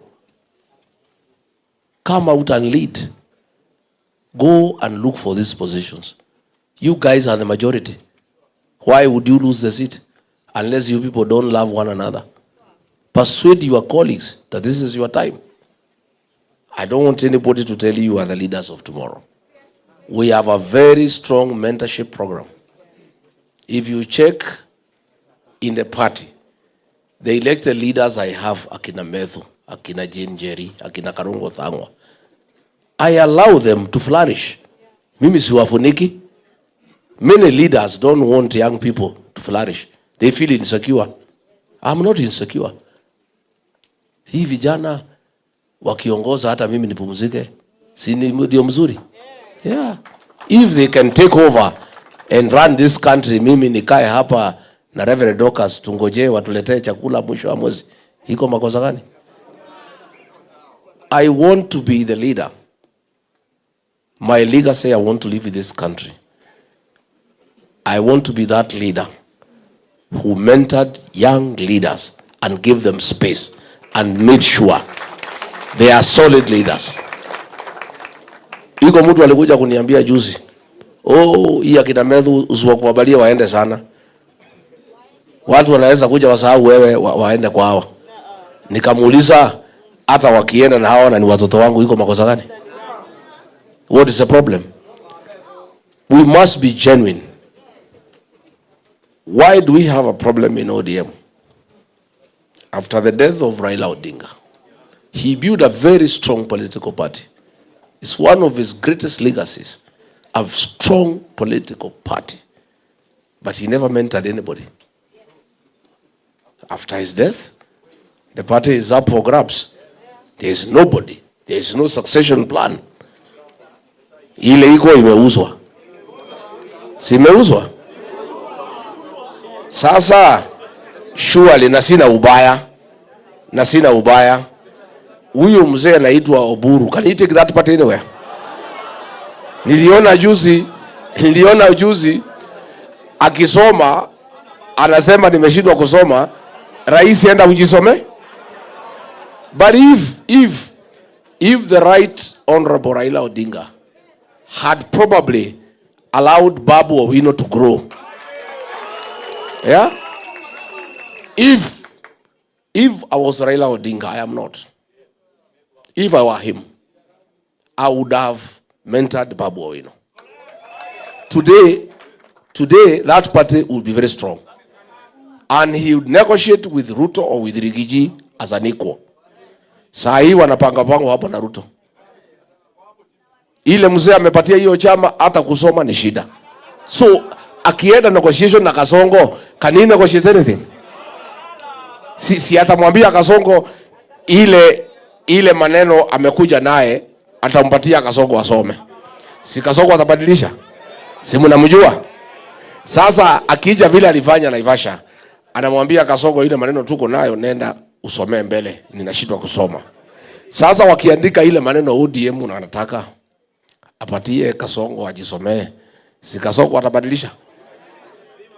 Let us be genuine and honest in genuine mentorship of young people. I want the young people of this country to look at all the political parties and look at which political party has really embraced young leaders and is deliberate in mentoring them. Kama mimi nimekubalia hao vijana niko na hawa wakuwe mbele, you are safer in this party because we have shown through action that we are genuine.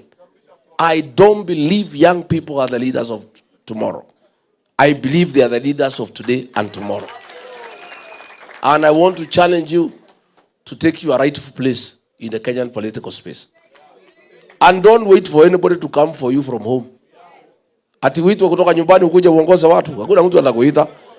Wewe utoke ukuje useme nimefika. Mimi niseme mtu ya PWD umesema vizuri. Disability is not inability or a liability for that matter. Na mimi wacha nikwambie huyo jamaa anaitwa Mbogo ya Nakuru. Yule mtu ya Nakuru. This guy. This guy here. Pale nikija Nakuru hapo Kanu House. Iko ngazi inakuanga hapo watu wanang'ania kupanda. Huyu anatoa hii watu yote who are able. Anapanda juu. In his condition. Anachukua microphone na kuongelesha mkutano. He fights for his space. And he has never felt that he should be pushed around because he is disabled. He has affirmed his place. I really like this guy. You know, hapo na inakuanga watu nafurutana. Hata hiyo clutches yake anaitumia kushukisha wengine. Anaweka hapa, anakuweka nini, anamwambia wewe shuka. Anapanda hapo. This guy, you guys, I want to give another. I'm sorry I'm not able to see you separately because of this meeting and the press conference, but I'll create time to sit with you. But I'll take your memorandum, I'll look at it, but I want to give you an assurance that I will fight for you. Na nyinyi already, you have an advocate for you who lives right in my house inside. Wakili wenu anaishi kwa boma yangu. Huyu Reverend Dorcas. Yeah? Mambo, when she was in office, her program ilikuwa ni the boy child, widows, orphans, and PWD. So mimi nikipata nafasi ya uongozi, wakili wenu ako hapa. Hata nisiposikia hiyo maneno mchana, ataniambia usiku nikifika nyumbani. Akiona sijaelewa vizuri, nikiamuka asubuhi atani, you are okay, you guys. You can rest assured that in my administration, you will prevail, you will be affirmed, you will be present. And I have told you that you have a very serious advocate in my home. Sitapata amani nisipochunga mambo yenu. Na mimi natafuta amani kwa sababu nazeeka. Sitaki shida kwa boma. So you are good. Don't worry. We are fair. We are fine. Tukimalizia ni mambo ya Steve umesema mzuri. Anpole uliumia huko Olkalau. This guy was shot 5 times. And it was very sad that Ruto thinks that he can force the people of Kenya to elect him or UDA. It's not possible. Walijaribu Olkalau ikakuwa ngumu. So I agree we can work on that possibility that you put together a team of doctors and paramedics to help our people in this struggle. Because hii kazi ya kutoa Kasongo si rahisi. And that's why I work very hard. I work hard because kutoa hii mtu si rahisi. Hiyo mtu ni kichwa ngumu. Na ako na pesa, na ako na means of violence, na ako na goons. Na mwenyewe ni goon. So we have to work very hard.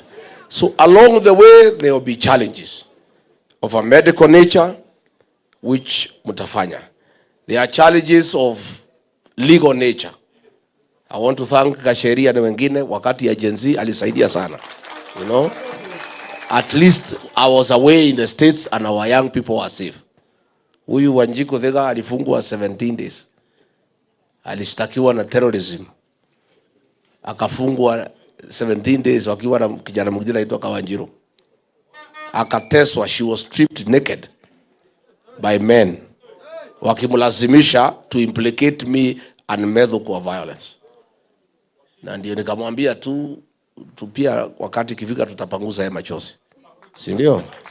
Yeah, because that courage, that determination is on another level. So I want to thank our lawyers, Kasheri, and your team for always being available to give pro bono services to our people, especially our young people when they have been arrested.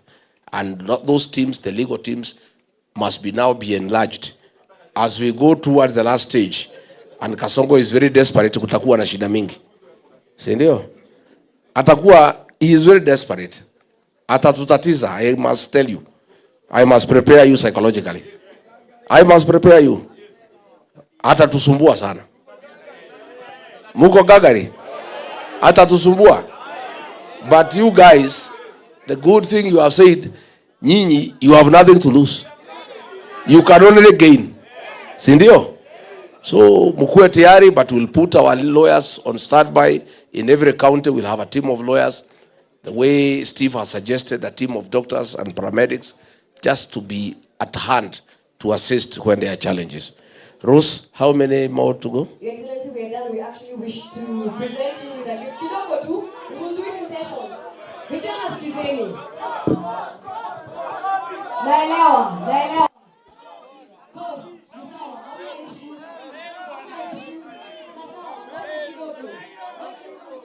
Sawa, hamna issue. Lakini kwanza, sababu ya ile pressure. Kumbukeni tulisema kwamba tuko na session ambayo tutapata pia with His Excellency ya content pande nyingine na photo sessions. Ndio. Na hiyo tutakuwa nayo. Ni sawa. Because I also want us to engage in that way. Sawa. Sababu tukianza hivi kila mtu atakuwa na swali. Na ndio maana tunataka tu manage. Sawa.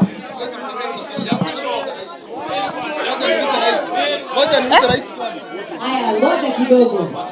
Kwa hivyo sababu ya pressure, kwanza tutasimama kidogo tu. Just invite Mama Boys to speak to us, but kulikuwa na hiyo gift tu moja ilikuwa nataka. Ni sawa.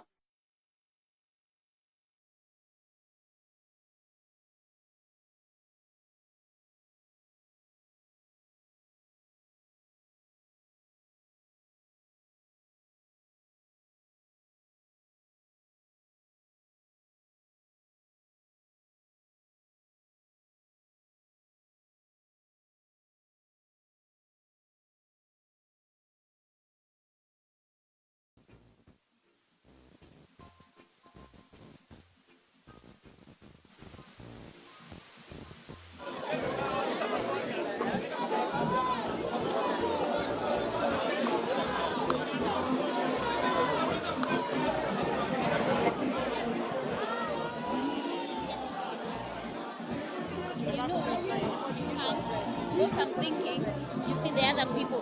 Haya basi vijana, tunakubaliana. Sawa. Haya sasa sikizeni.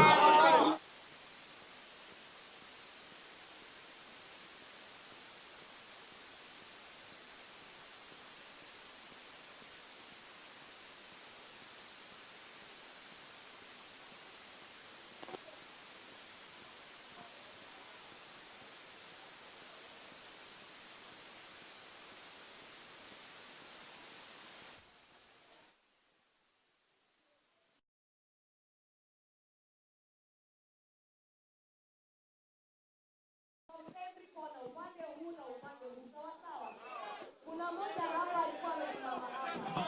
Nataka tufanye ikiwa ni fairness, ndio? Tayari tuko na huyu. Mwingine wa mwisho. Kuna hapa Homa Bay.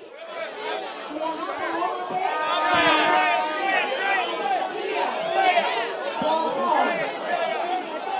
Tuko hapa wapi? Sawa. Tuanze na wewe tafadhali. Na swali ni dakika moja sababu ya pressure. Tupo tayari. Aya, Bwana Yesu asifiwe. Arambe. Kwa majina naitwa Frank Millionaire kutoka Meru. Naomba tusikizane tafadhali. Hii itatusaidia sana. Bwana Rais, incoming President 2027, na ninajua utaingia. Mimi ndiye nilikuwa hapa na nimekuja hapa for a long time. Swali ya kwanza ni kuambia Mr. President 2027, allow me to call you that. Tuko na youth leader wetu kutoka Meru, anaitwa Madev. But I'm very sad kuwa na linda wa kutoka Nairobi wa Thigethega ana appoint someone is not our linda. Hiyo ni kitu mbaya sana. Tunataka tuwe tunatumia linda wetu yule amechaguliwa kupitia yule tunapatia. Hiyo naongea ya Meru, si ya country nyingine. Ya pili, tunataka huwa linda yule tumechagua au anatumiwa. Tukienda Lare, sikiza goja, tukienda Lare tu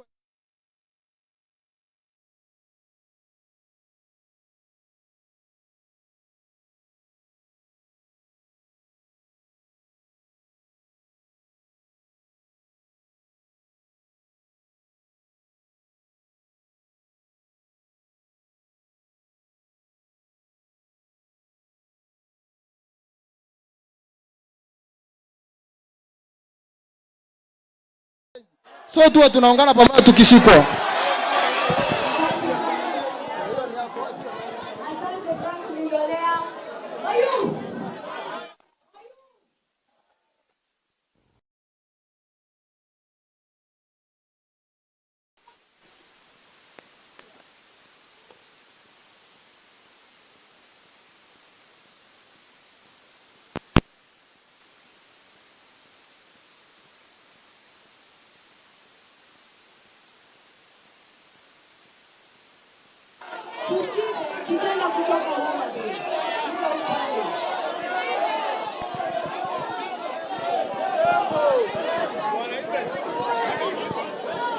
Your Excellency, Vijana oye!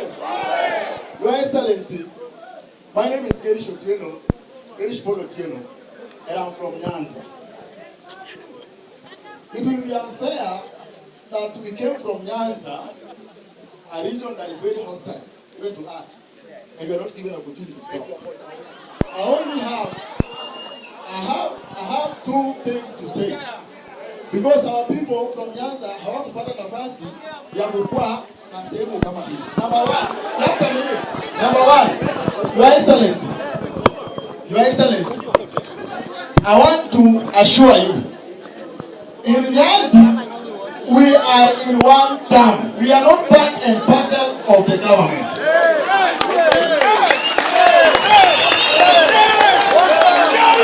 The people you see singing two term are gunmen, and some of them have turned into vampire like Gladys Banga from Homa Bay.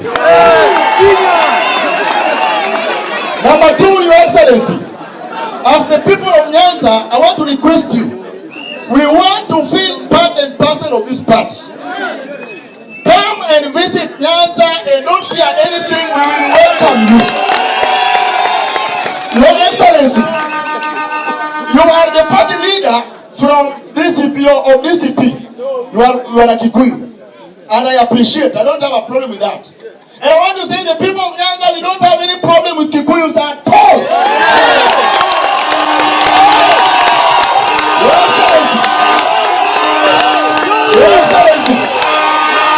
Your Excellency, I am humbly requesting you, because as the party leader, you are from the mountain. Yes.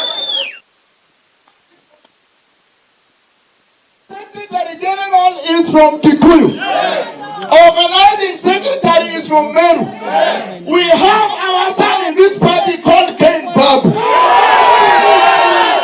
Tafuta kitu hapo juu hata kama ni deputy wa party secretary general. Ken Babu, because we want to be part of this party. Thank you, Your Excellency.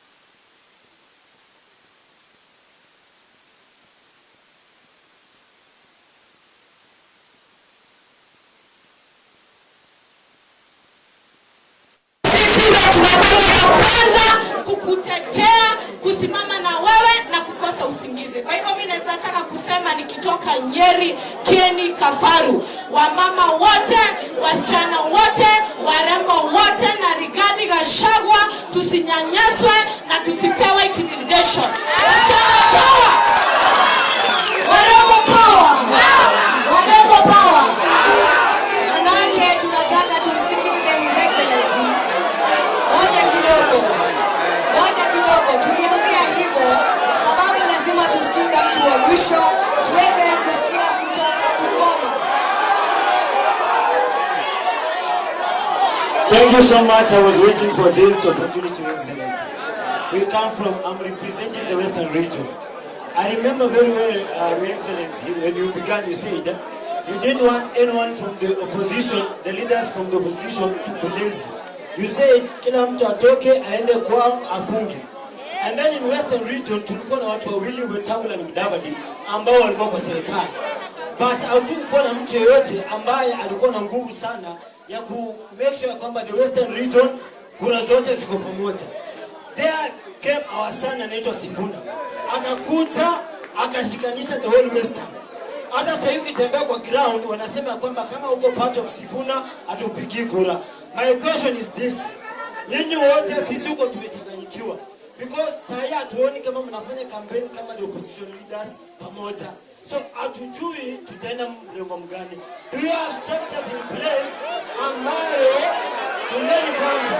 Do you have the structures in place ambayo nyinyi kama united opposition mnaenda kufanya kazi pamoja? That's the question. Thank you.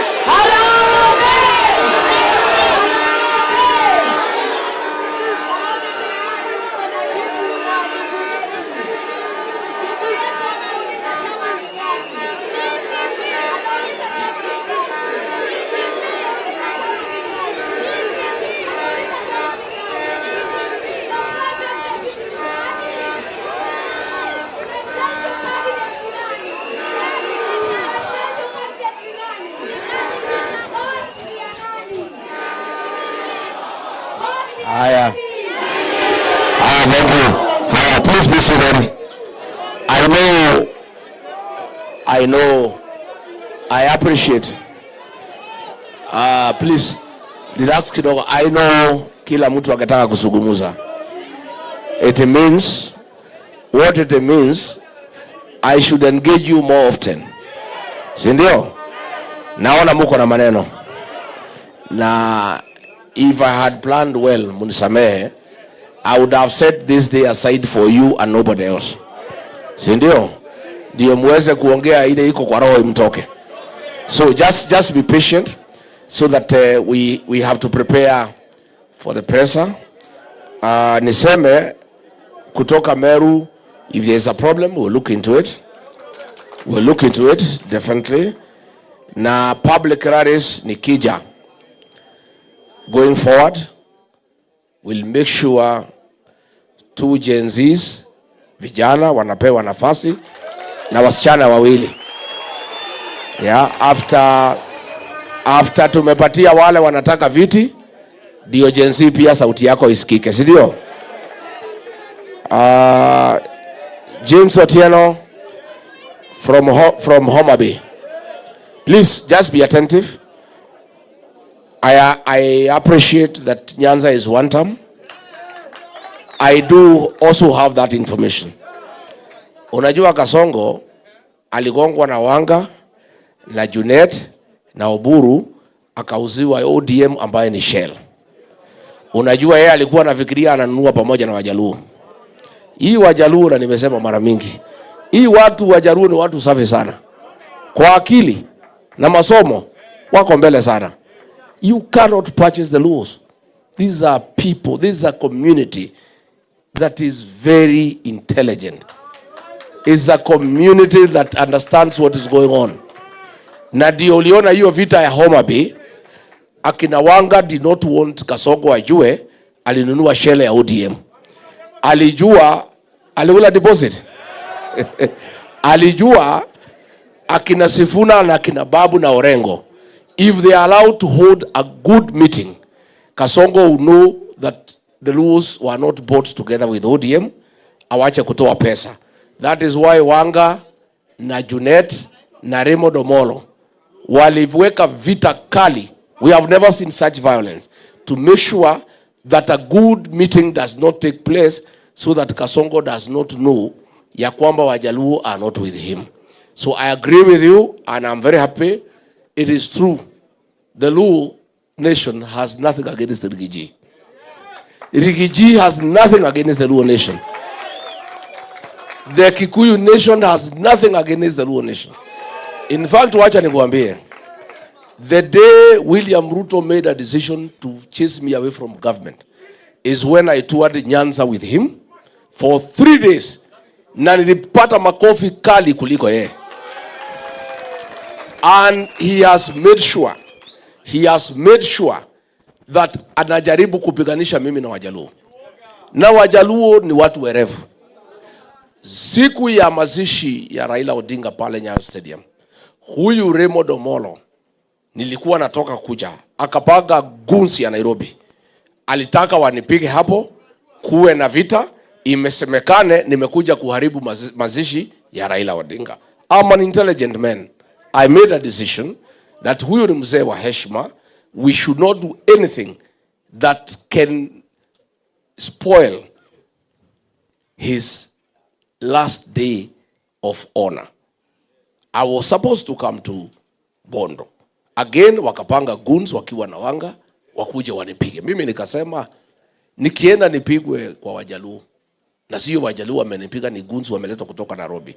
Ndio jamii yangu nyumbani ianze kuwa vita na Wajaluo. I'm an intelligent person.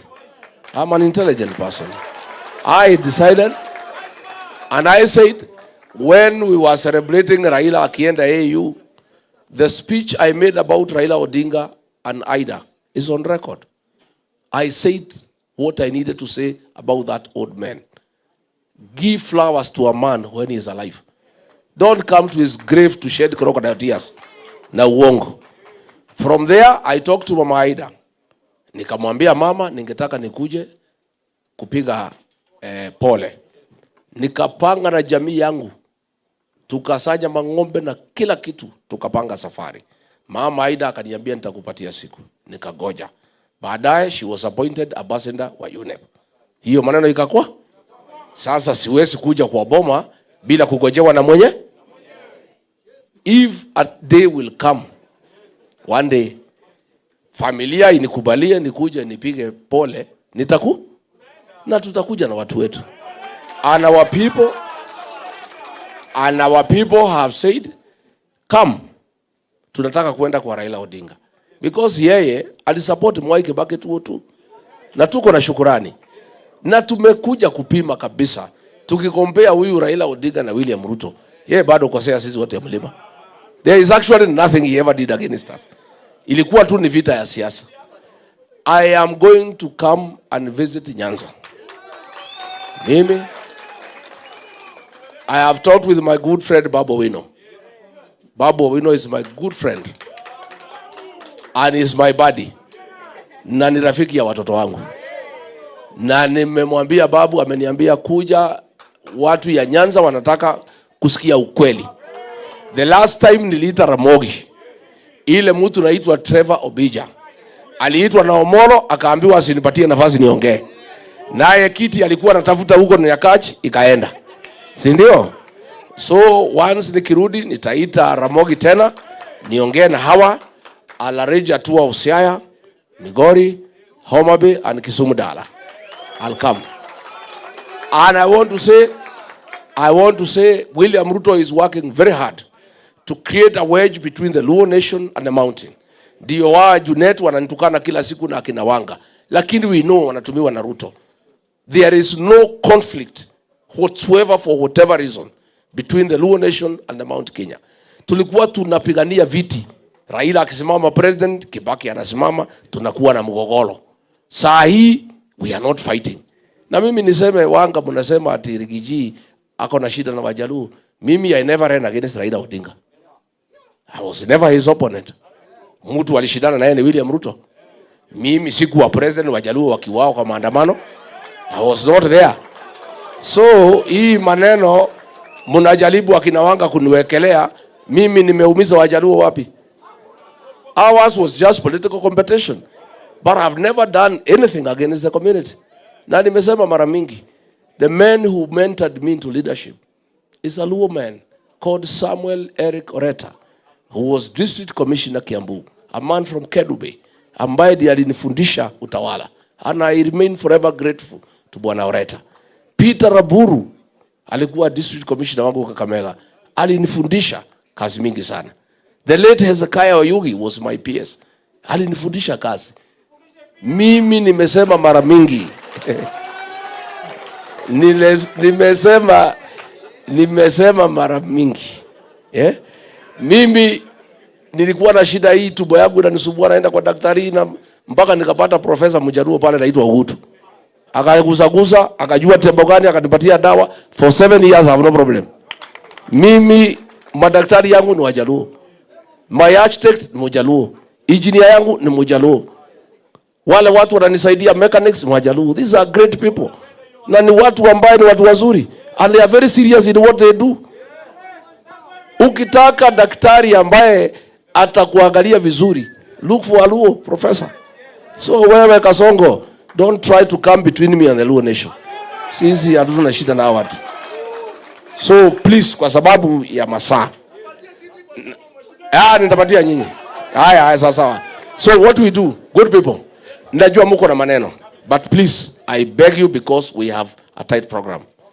Wacha hao viongozi waseme jambo, mama boys waseme jambo, niseme mambo matano, munipatie a few minutes, niende niweke kwa ile report, alafu tuende press conference pamoja na nyinyi. Tumekubaliana? So give give the leaders waseme jambo. Welcome mheshimiwa wetu kutoka Kirinyaga, women representative wetu Jerry Maina, women representative Kirinyaga County, fierce and very progressive. Karibu mheshimiwa.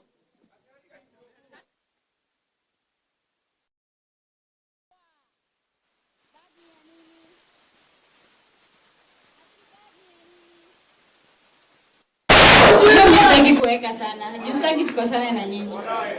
Mimi najua nyinyi wasee wenye mko na energy. Na boss, hata hao watu ni vile wanakupenda ndio maana unaona wakiwa na energy hivyo wakitaka kuongea. I just want to say a few things. Na mimi nimepitisha huyu kijana Ken Babu ni menti wangu,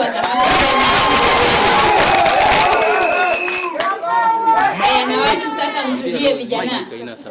Ingine niseme ya kwamba mmeambiwa na party leader chama ya DCP itakuwa na free, fair, credible nominations. Mimi nilichaguliwa pale Kirinyaga at 27 years. So nilikuwa ndio nimemaliza shule, nikapata first job, wakanipea kazi. Vijana mjitume. Msiasikwambia ati you're too young to run. Asikwambia ati wewe una kakitu, wewe hakuna mahali unaweza enda. Hata mimi niliambiwa bana. Hata mimi niliambiwa hakuna mahali naweza enda. Ujitume kwa ground. Enda ongelesha au kina mama, wazazi wetu, wazee. Ongelesha vijana wenzako. Kampeni yangu iliraniwa na vijana. Na najua Alex Samson ako hapa ndiye alikuwa anaongoza blogging team. Na vijana wakajituma. So me I know young people can lead given the opportunity to lead, Your Excellency. Hizo nominations by the way tunawaambia si za watu wazee, si ndio? Nominations ni za vijana kwa chama ama ni aje? Because wale wenye wako na do wanaweza enda ground, wanaweza waende wapange vitu hivi 1 2 3, lakini vijana juu wako na ideas za kulead nation ndio wanafaa kuwe pale. Na si kila time ati vijana wako forefront ya vita, lakini ikifika ni nominations tunaanza kuona kuna wase wengine hapo hata hatukuwa tunaona kwa campaign ama ni aje? So vijana, hii chama ya DCP I can assure you our party leader is committed to the leadership of young people in this great Republic of Kenya. Tutaomba vijana mkuwe ma brothers na sisters. Hii space ni yetu sote, tunaweza toshea. Love one another. Support another young person to lead. Shikilia kijana mwenzako. Na unajua kila msee ako gifted differently. Unaweza kuta maybe huyu anaweza ongea vizuri kwa mkutano kama huyu Malala Junior. Malala Junior can speak. Mwingine anajua kupanga kazi, si ndio? So tupendane, tusapotiane. The last thing. Mimi najua time ya Gen Z, mimi nilikuwa ground. Unasikia walikuwa naitwa terrorist kahawa locals. Nilikuwa naenda hapo 8 am natoka hapo 8 pm. Nikitetea vijana watoke kwa jela. Huyu party leader wetu ali raise over 10 million shillings ya kulipia vijana cash bail. Vijana wenye wako wanado wakatoka kwa jela. Her Excellency hapa mnamuona anapenda vijana sana. Wacha wacha niwaambie, na unajua nitasema tu kidogo tu, Her Excellency. Mama boys, unaona ile constitution ya vijana, young people, she contributed to a great extent kuhakikisha kwamba vijana wako kwa chama, structure ni iko safi kabisa, inawapanga na inahakikisha kwamba they are not being left behind. So this party cares about you, inawapenda, na mimi nauliza youth leader, hawa vijana ni wako wote. Najua wengine kama Njerika Higa wanaweza fanya kuna pale student leader pale anaitwa Jane Wamburanga, ni msichana mzuri sana. Kuna huyu Jemwana jituma, hawa vijana wa accommodate, wape nafasi, wape hiyo visibility. Si ndio? Kila mtu akuwe involved kwa hii chama. Coast Region wamefika hapa kutoka Kilifi. Kuna wase wa Marsabit hapa wametravel 980 kilometers kufika hapa. Kuna wase wa West Pokot hapa kina Ajax wamefika hapa. Imagine wametoka West Pokot. Hao vijana wote, include them in the party. Wape opportunity ya kushine pia, wafike pale mbele. Ama ni aje? Ndio kesho ijipe, si ndio? Kesho ijipe. Asanteni sana. Mimi sitazidisha hapo. God bless you. I love you all. Sasa tuzungumziwe na mheshimiwa Kanini Kega Iyela MP. Asante sana. Vijana power. Kasongo aende asiende? Nionyeshe Kasongo aende asiende? Your Excellency, this is your day with the young people. But I want to tell you as young people. Mimi mara ya kwanza kusimama nilikuwa 4th year university. Nikaanguka. I never give up. The second one niliingia.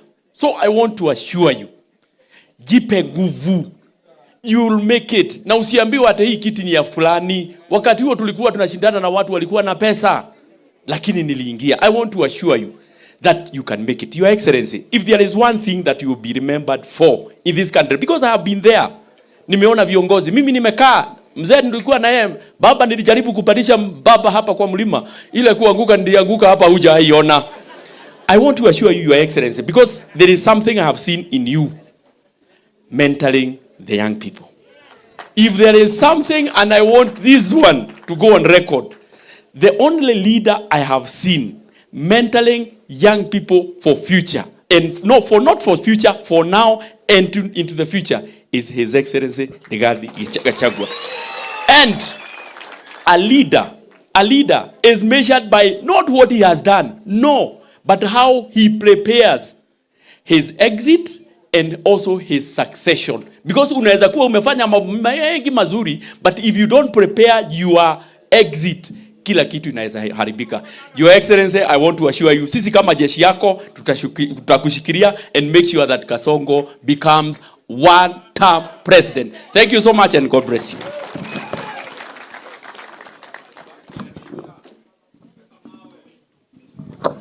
Your Excellency sir, hawa vijana wote the whole time wamesema kuna sauti wanataka kusikia. Sauti mnataka kusikia ni ya nani? Mnataka kusikia nani? Your Excellency, please come address the youth.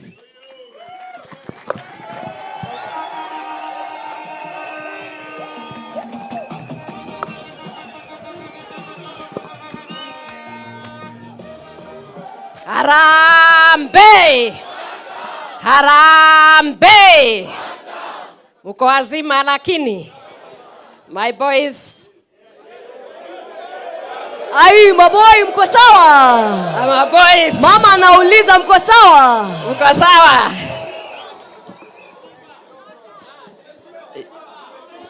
Mumeshiba? Sawa. Kila nimesikia, Your Excellency, the People's Deputy President, and you know he's boy number 1 in the house. And I say this, Your Excellency, today there are many people who have come. The party DCP is one unique party and it has what you call religious caucus, which does not no other party has. And I happen to be the matron of those young people. Those people came from many different counties. I would like you, Your Excellency, to see them as they stand. They were the first here to arrive here at 7 in the morning. And they pray for us. Muko wapi? George and the team, tafadhali. Tusimame tafadhali. Makofi jamani. Manake, we know in everything that you do, commit it to the Lord. And please sit. I think it is very important to know that values, ethics, family, and everything is very important. And God being the center is everything. When God is guiding you and leading you, you will never fail. So we should never make a joke about people just praying for tea and everything. The religious caucus had a chair who was supposed to come and say something. I will donate you 1 minute. George, come. He mobilizes a lot. I want you to take just 1 minute and show them how the religious people talk. 1 minute. Praise the Lord. Tuko salama. All the students, because najua mko under the religious caucus, all the students that came from Western, from Nairobi, tafadhali mumekai area tusimame wote. Would you just stand bala? Tuko team kubwa from Machakos, Western, from Nairobi, all that team that came. You can see it's a big team. So this is what we are saying. This is what we are saying. Tunaweza sikiliza kidogo. This is what we are saying. That in 2027, the young people will not just approach politics by faith. Tumezoea kuambiwa tuende by faith. As a church, we are going to approach politics by both faith and statistics and science.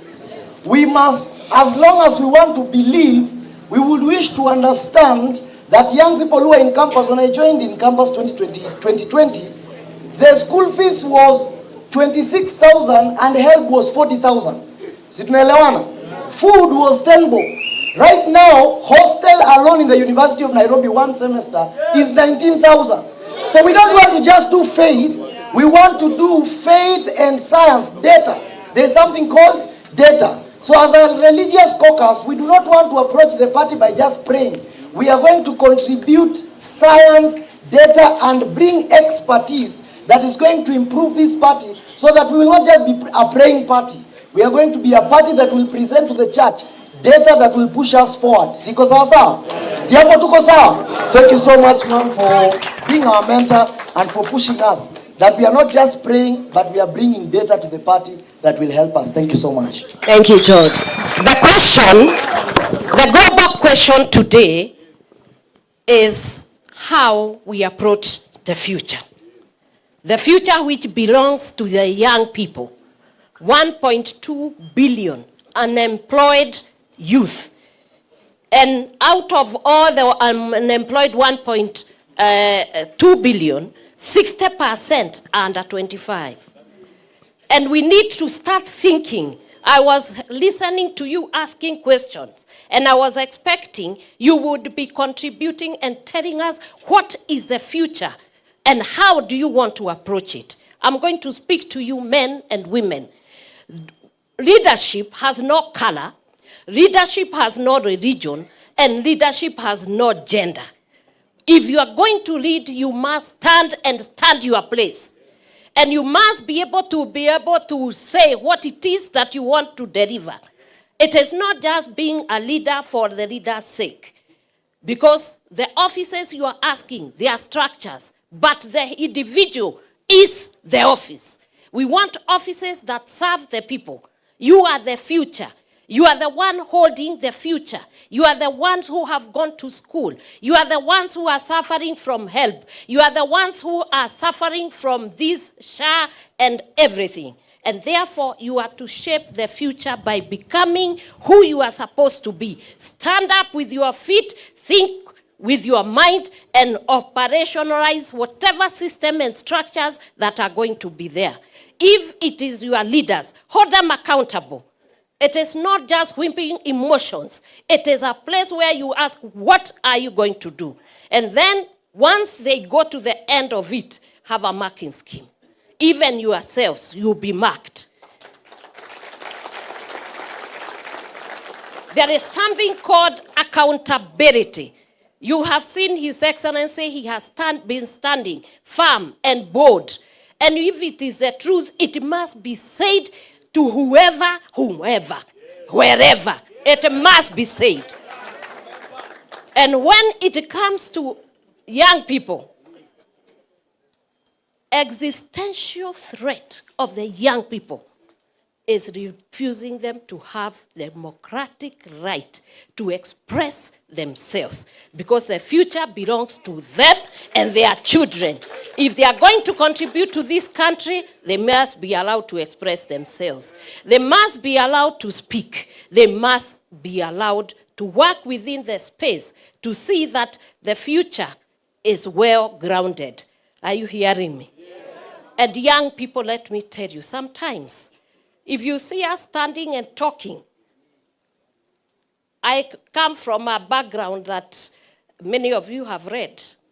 The next thing is that I'm not just a housewife. Ask him, he found me at the university. Okay?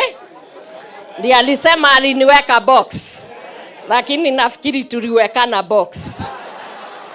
Sisi wawili. And I'm a banker by profession, and I have been in project management, and I have seen. That is why in my office, I decided to do something that was different. To take care of the widows, orphans, people who are differently abled, and the boys. And I assure you, with His Excellency, when we get there, there is going to be affirmative action for the boy child. There is going to be one. But all I ask you in leadership, please stand your ground and make sure you are standing not for status, but to serve the people. God bless you. Asante sana, Your Excellency. Please remain there, and His Excellency, so that you can receive this proposal from the Persons with Disability proposal. Manake, you've been championing that very important noble cause where they want to be heard. Your Excellency, you will receive this proposal from this team. They also have a gift for you. Tafadhali tuweze kuwa tunakaribisha ile zawadi yao. Tafadhali karibisha ile zawadi. Ladies and gentlemen, members of the 4 states, Her Excellency, His Excellency receiving the proposal from the Persons with Disability DCP League. Inaeleza maoni yao kuhusu ni vipi wangependa kuwa included. Sababu sote lazima tuwe tunapata mambo yetu sawa sawa. Shikilia zawadi kidogo. Baada ya hapo, Your Excellencies, mtareceive zawadi. Zawadi hii imetoka bado kutoka hii team. Ni zawadi murwa kabisa, Your Excellencies. Tafadhali shika muweze kuelewa. Kidogo tu, zawadi hii, Your Excellency, unakumbuka kuna siku kadhaa uliwahi sema umechukua muda kidogo kwenda kwenye mlima kufikiria zaidi na haswa kuomba mwongozo kutoka kwake Mwenyezi Mungu. Basi hawa wameweza kukuletea zawadi na kukutunu. Waseme tu. Thank you so much, His Excellency, the Deputy President, Gitungati 001. Vijana hai. Vijana hai. Your Excellency, hii ni zawadi ambao tumekuletea. Wakati ambapo ulisema umechukua leave ya kuenda kupumzika na kuomba. Tukaona kuna mlima hapa na kuna mto. Wewe ndio kingpin in Mount Kenya. Number 2, umekuwa ukizungumza mambo ya kweli. Na yale mambo ambao umekuwa ukizungumza, Your Excellency, hakuna mtu wa serikali amekuja kupinga. Yale mambo tunasikia ni matusi na wakabila. Tumesikia iko watu wa Kisumu hapa. Hao hawajatoka kwa mlima. Kwa hivyo tunataka kusema DCP ni chama ya kila mtu. Asante sana. Thank you so much, Your Excellency. Tuko na zawadi ya mwisho. Sisi sasa tutaondoka, tuwapishe wenzetu. Wako na zawadi ya mwisho ili His Excellency aweze kuongea. Na His Excellency atareceive hiyo zawadi pale juu ya podium, ambapo immediately after tutaweza kumpata akiongea. Youth League, tafadhali karibieni muweze kumpatia zawadi. Hatutasema chochote manake picha hii portrait inaeleza waziwazi.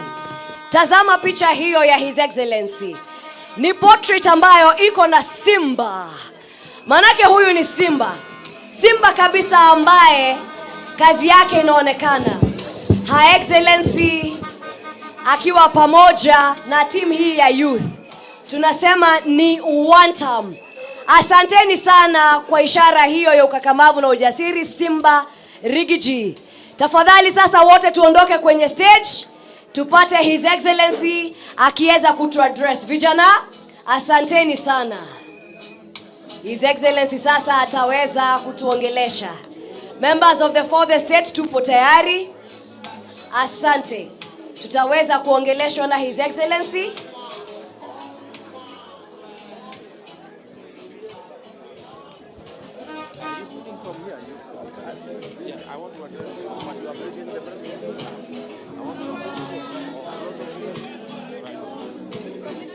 I don't know where you want me to speak from. You speak from there. Fine. Yes. Asante. Thank you. Vijana we. Thank you very much for your views. Na zile memorandum zote mumeandika. My team, they are working on them and incorporating those views so that when I speak at 5, the voice of our young people is heard and they are part of the decision-making process. I want to say very little to you young people and young leaders. I'm on record of studying with the young people. When William Ruto decided to abduct, maim, and kill young people, I say no. I don't speak for the young people because I left office. I spoke when I was in office. When I realized William Ruto had become excessive and he was not listening to me or anybody else, in terms of killing Gen Zs, in terms of taking everything from the country, in terms of looting public resources, I came here and went to the mountain to pray. I was here for 8 days and asked God to help me to make a decision whether to just sit by, enjoy the privileges and the perks that go with the office of the Deputy President, or say no and face the consequences. I left office, I switched on my phones, I came here to this forest here and prayed. And God showed me the way and said, no, you can't sit back and enjoy the privileges and the perks that go with the office. Stand with the people of Kenya, stand with the young people, stand with everybody, and face the consequences, whatever they are. And I went back to Nairobi and I started telling him no. In cabinet, in Security Council meeting, I said no. When the issue of young people came and he gave instructions that they should be abducted and tortured and if possible killed, I said no. I was the lone voice in the National Security Council. And I said no. I said, Mr. President, one is against the 10 Commandments. Thou shalt not kill. Number 2 is against our Constitution. Everybody, anybody who has committed a crime should be arrested and taken to court to face justice. I also said I'm a parent. I'm a father to some young boys. And I would not like them to face what you are saying. And I said no. And he was very unhappy with me. In fact, that is what now made him and me disagree completely. Then there was the Finance Bill 2024. When it was brought before the cabinet committee that I chaired, I said no. And some members there texted him and he told me, let it come to the main cabinet. I was the lone voice. I oppose Finance Bill 2024. And I started telling MPs to listen to the ground. And I told him this thing, people cannot accept. And if you force it, you'll have an egg on your face. He told me off and told me I'm opposing government from within. I went away. And of course, people said no. The Gen Zs came out. I called Professor Kindiki. That's why I have very little regard for that man. Very little regard. I called him. Yeah? I called him after the Security Council meeting. I said, Professor, what you are being told to do, is it right? Is it biblical? Is it in accordance with the Constitution? As a parent, how can you? And he said, no, mimi lazima nifanye vile rais amesema. Lazima nifanye vile rais amesema. Nikamuuliza, including abducting and killing young people. Sasa kama rais amesema, mimi nitafanya nini? I'll never. You know, if he refused, and I had refused, the two of us, probably those boys and girls would not have died. If Kindiki had put his foot down. Because even the IG then was uncomfortable. But he was a coward. The general was just there. You know, I told Kindiki, please, let's go and face this man and tell him this decision is wrong. He said no. So it happened. So what do? I'm deputy president. The government that serves have killed people in parliament, have exterminated young people with a great future. I am part of that government. What do? Again, I prayed. I said, God, give me courage, give me strength to make a decision. I took a plane and went to Mombasa. The killing had happened on June 25. In the evening, William Ruto called a press conference. He never invited me. Ordinarily, I would be there. And called these young people criminals and treasoners and says they'll be hunted like rats. I was very offended. So the following day, I called a press conference in Mombasa. And I was in office. I said, I don't agree with this decision. One, these young people are not criminals. They are my sons and daughters. And they have a legitimate concern. And somebody should listen to them. And this is wrong. He later called me and really abused me and told me I'll know who he is and I'll face the consequences. The decision to start my impeachment started on that day. I stood with the young people of this country. And I lost a job that I had looked for. He did not give me the job. I looked for it. I mobilized votes. I was voted for. I lost privileges. I lost everything.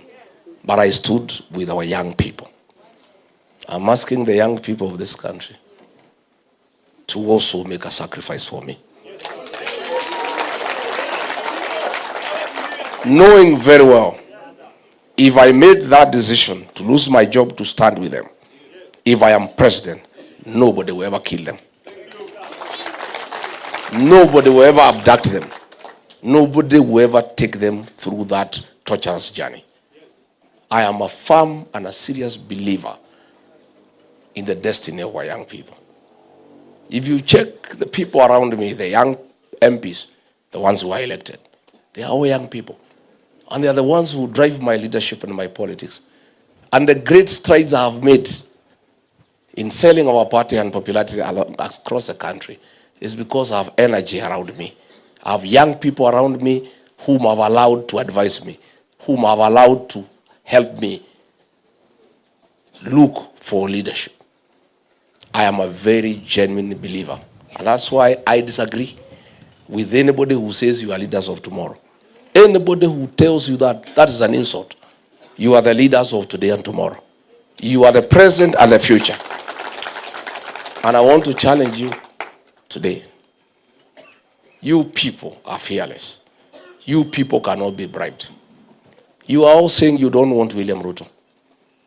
Let me tell you, if the young people of this country today made a decision, William Ruto will go home. For sure, as December 25 is Christmas, he'll go home. Because you have the numbers. And you cannot be compromised. But I want to challenge you. Criticizing William Ruto on the smartphone is not enough. Shouting one time is not enough. Saying how bad he is not enough. Even telling me he's a goon is not enough. You must go the extra mile. Leadership in Kenya is decided through the ballot. We don't want to remove Ruto through unconstitutional means. We want him to be around. We want to defeat him in the ballot. There is only one way of removing a president from power and putting another one in power, through the ballot. People must register as voters and come out and vote. I checked in Olokalau, and I must tell you I was disappointed.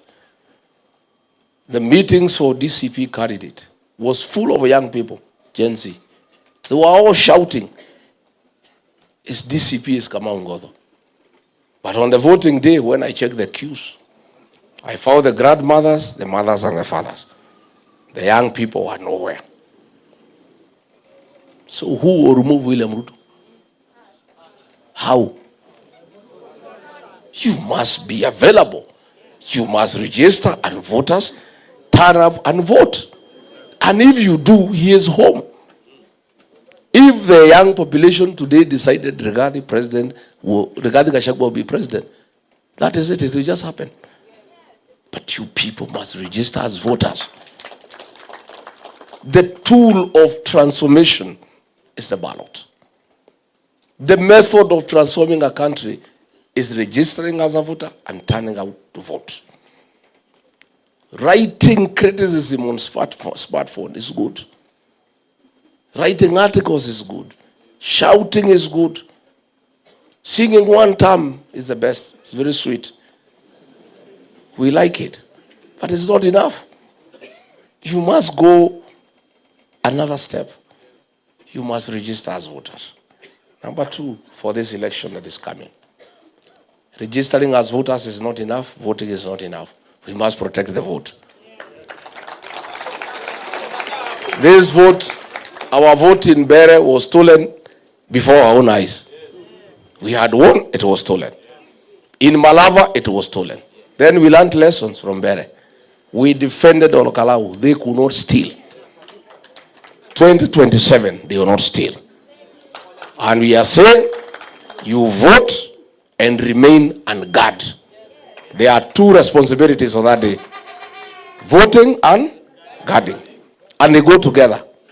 Voting is not enough. Number 3 are the most important. You guys are the real thing. You must quickly come up with how we shall transmit the results. Moja kwa moja from polling station.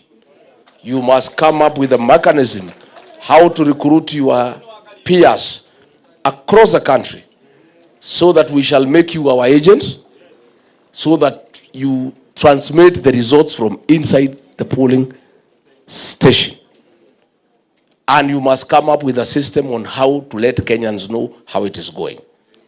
I want to challenge you quickly, within the next 2-3 months, you must come up with a formula and you must tell us how you shall transmit the results from the polling station to the National Talent Center that we shall agree on with the agencies, so that the president, the new president of Kenya, is known by midnight the same day.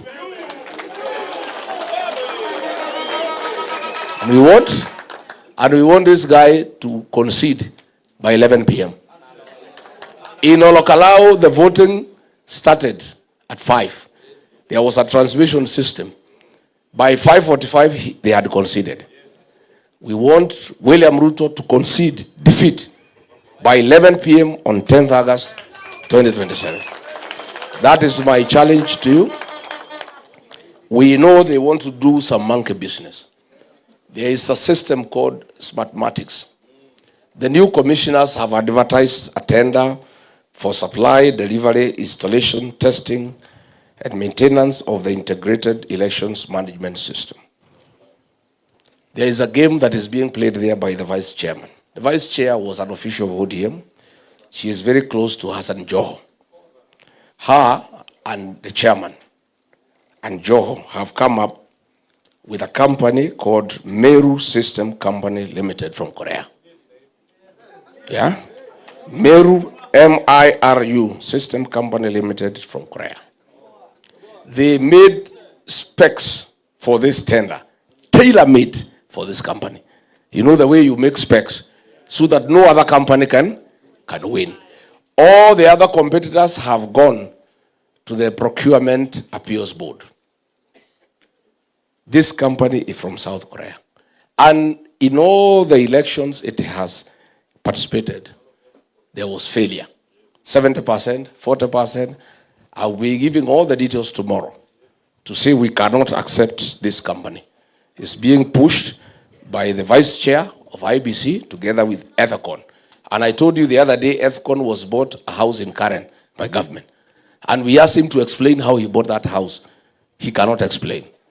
The vice chair and the chair with Joho ndio wanataka kuleta hii system ya kuiba uchaguzi. I'll be giving details all the countries it has been given elections and the way it has failed. We will not allow this company to give the system for the elections. Hatutakubali. We will not accept. Hatutakubali. Huyo vice chair alikuwa mtu ya ODM akawekwa hapo na ni relative ya Joho.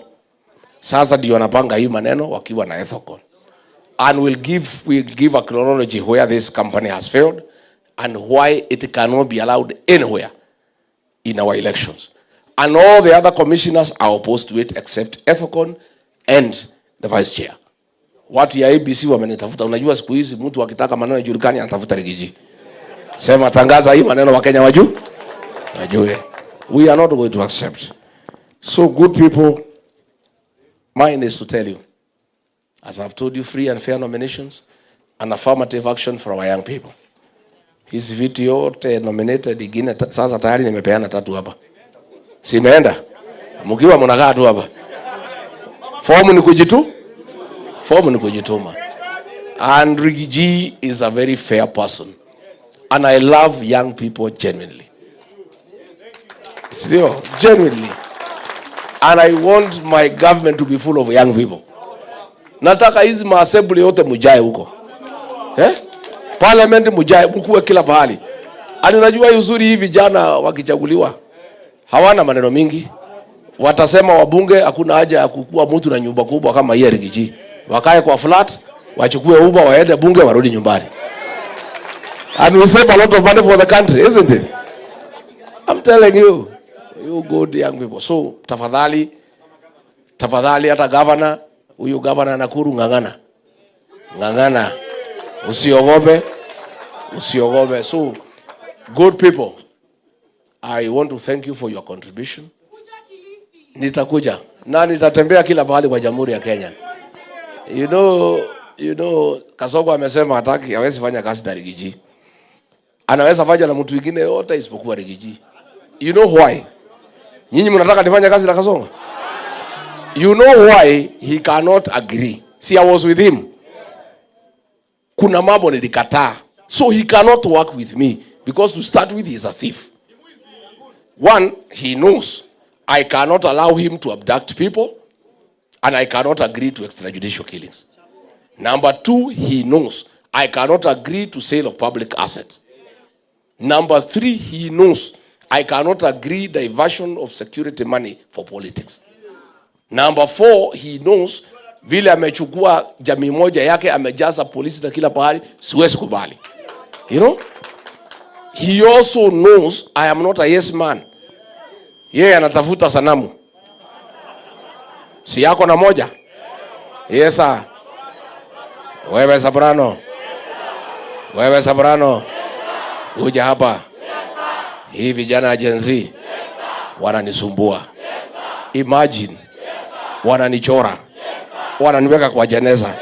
Sabrano nisaidie. Abduct these people. Kill them. Hakikisha umewahangaisha. Sabrano ni bure si bure? Ni bonoko si bonoko? William Ruto is saying he can work with everybody else but not Rigiji. Because Rigiji cannot be a yes person. He is a truthful man.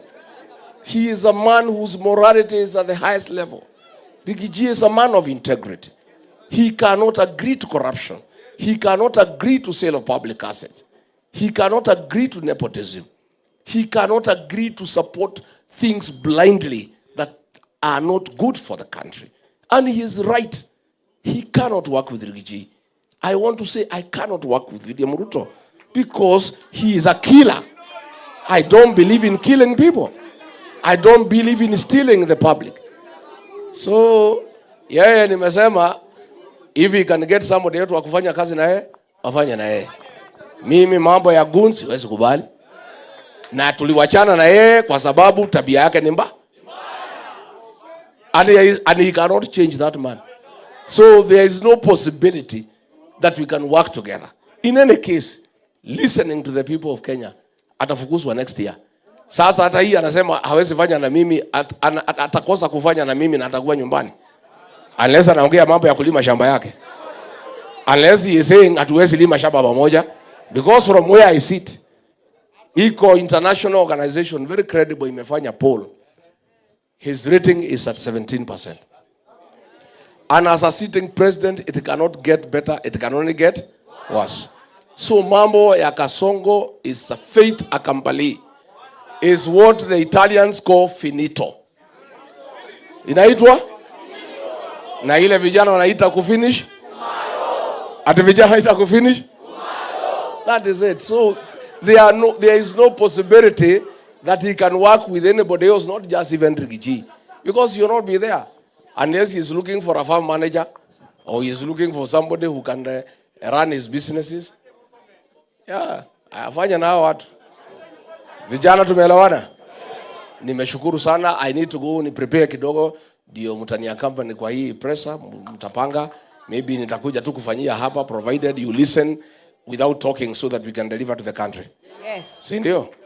Si ndio? Kabisa. So you can stretch your feet kidogo 5-10 minutes then we retreat here ndio niseme ile nataka niseme kama ni. It is even good that I'm using the communique from Wamunyoro in the company of young people. Absolutely. The right audience, kabisa. I love, and all those things we want to do are for the greatest benefit to the young people. Because hii Kenya ni yenu. Sisi miaka yetu naendelea kusonga. Hii Kenya ikiwa mzuri, watu wale ambao watafaidika ni nyinyi. Huyu Kasongo kwa bahati mbaya akirudi watu mtapata shida ni nyinyi. Anaweza rudi? Amwezi kubali? Asanteni sana, may God bless you. Asante, Your Excellency.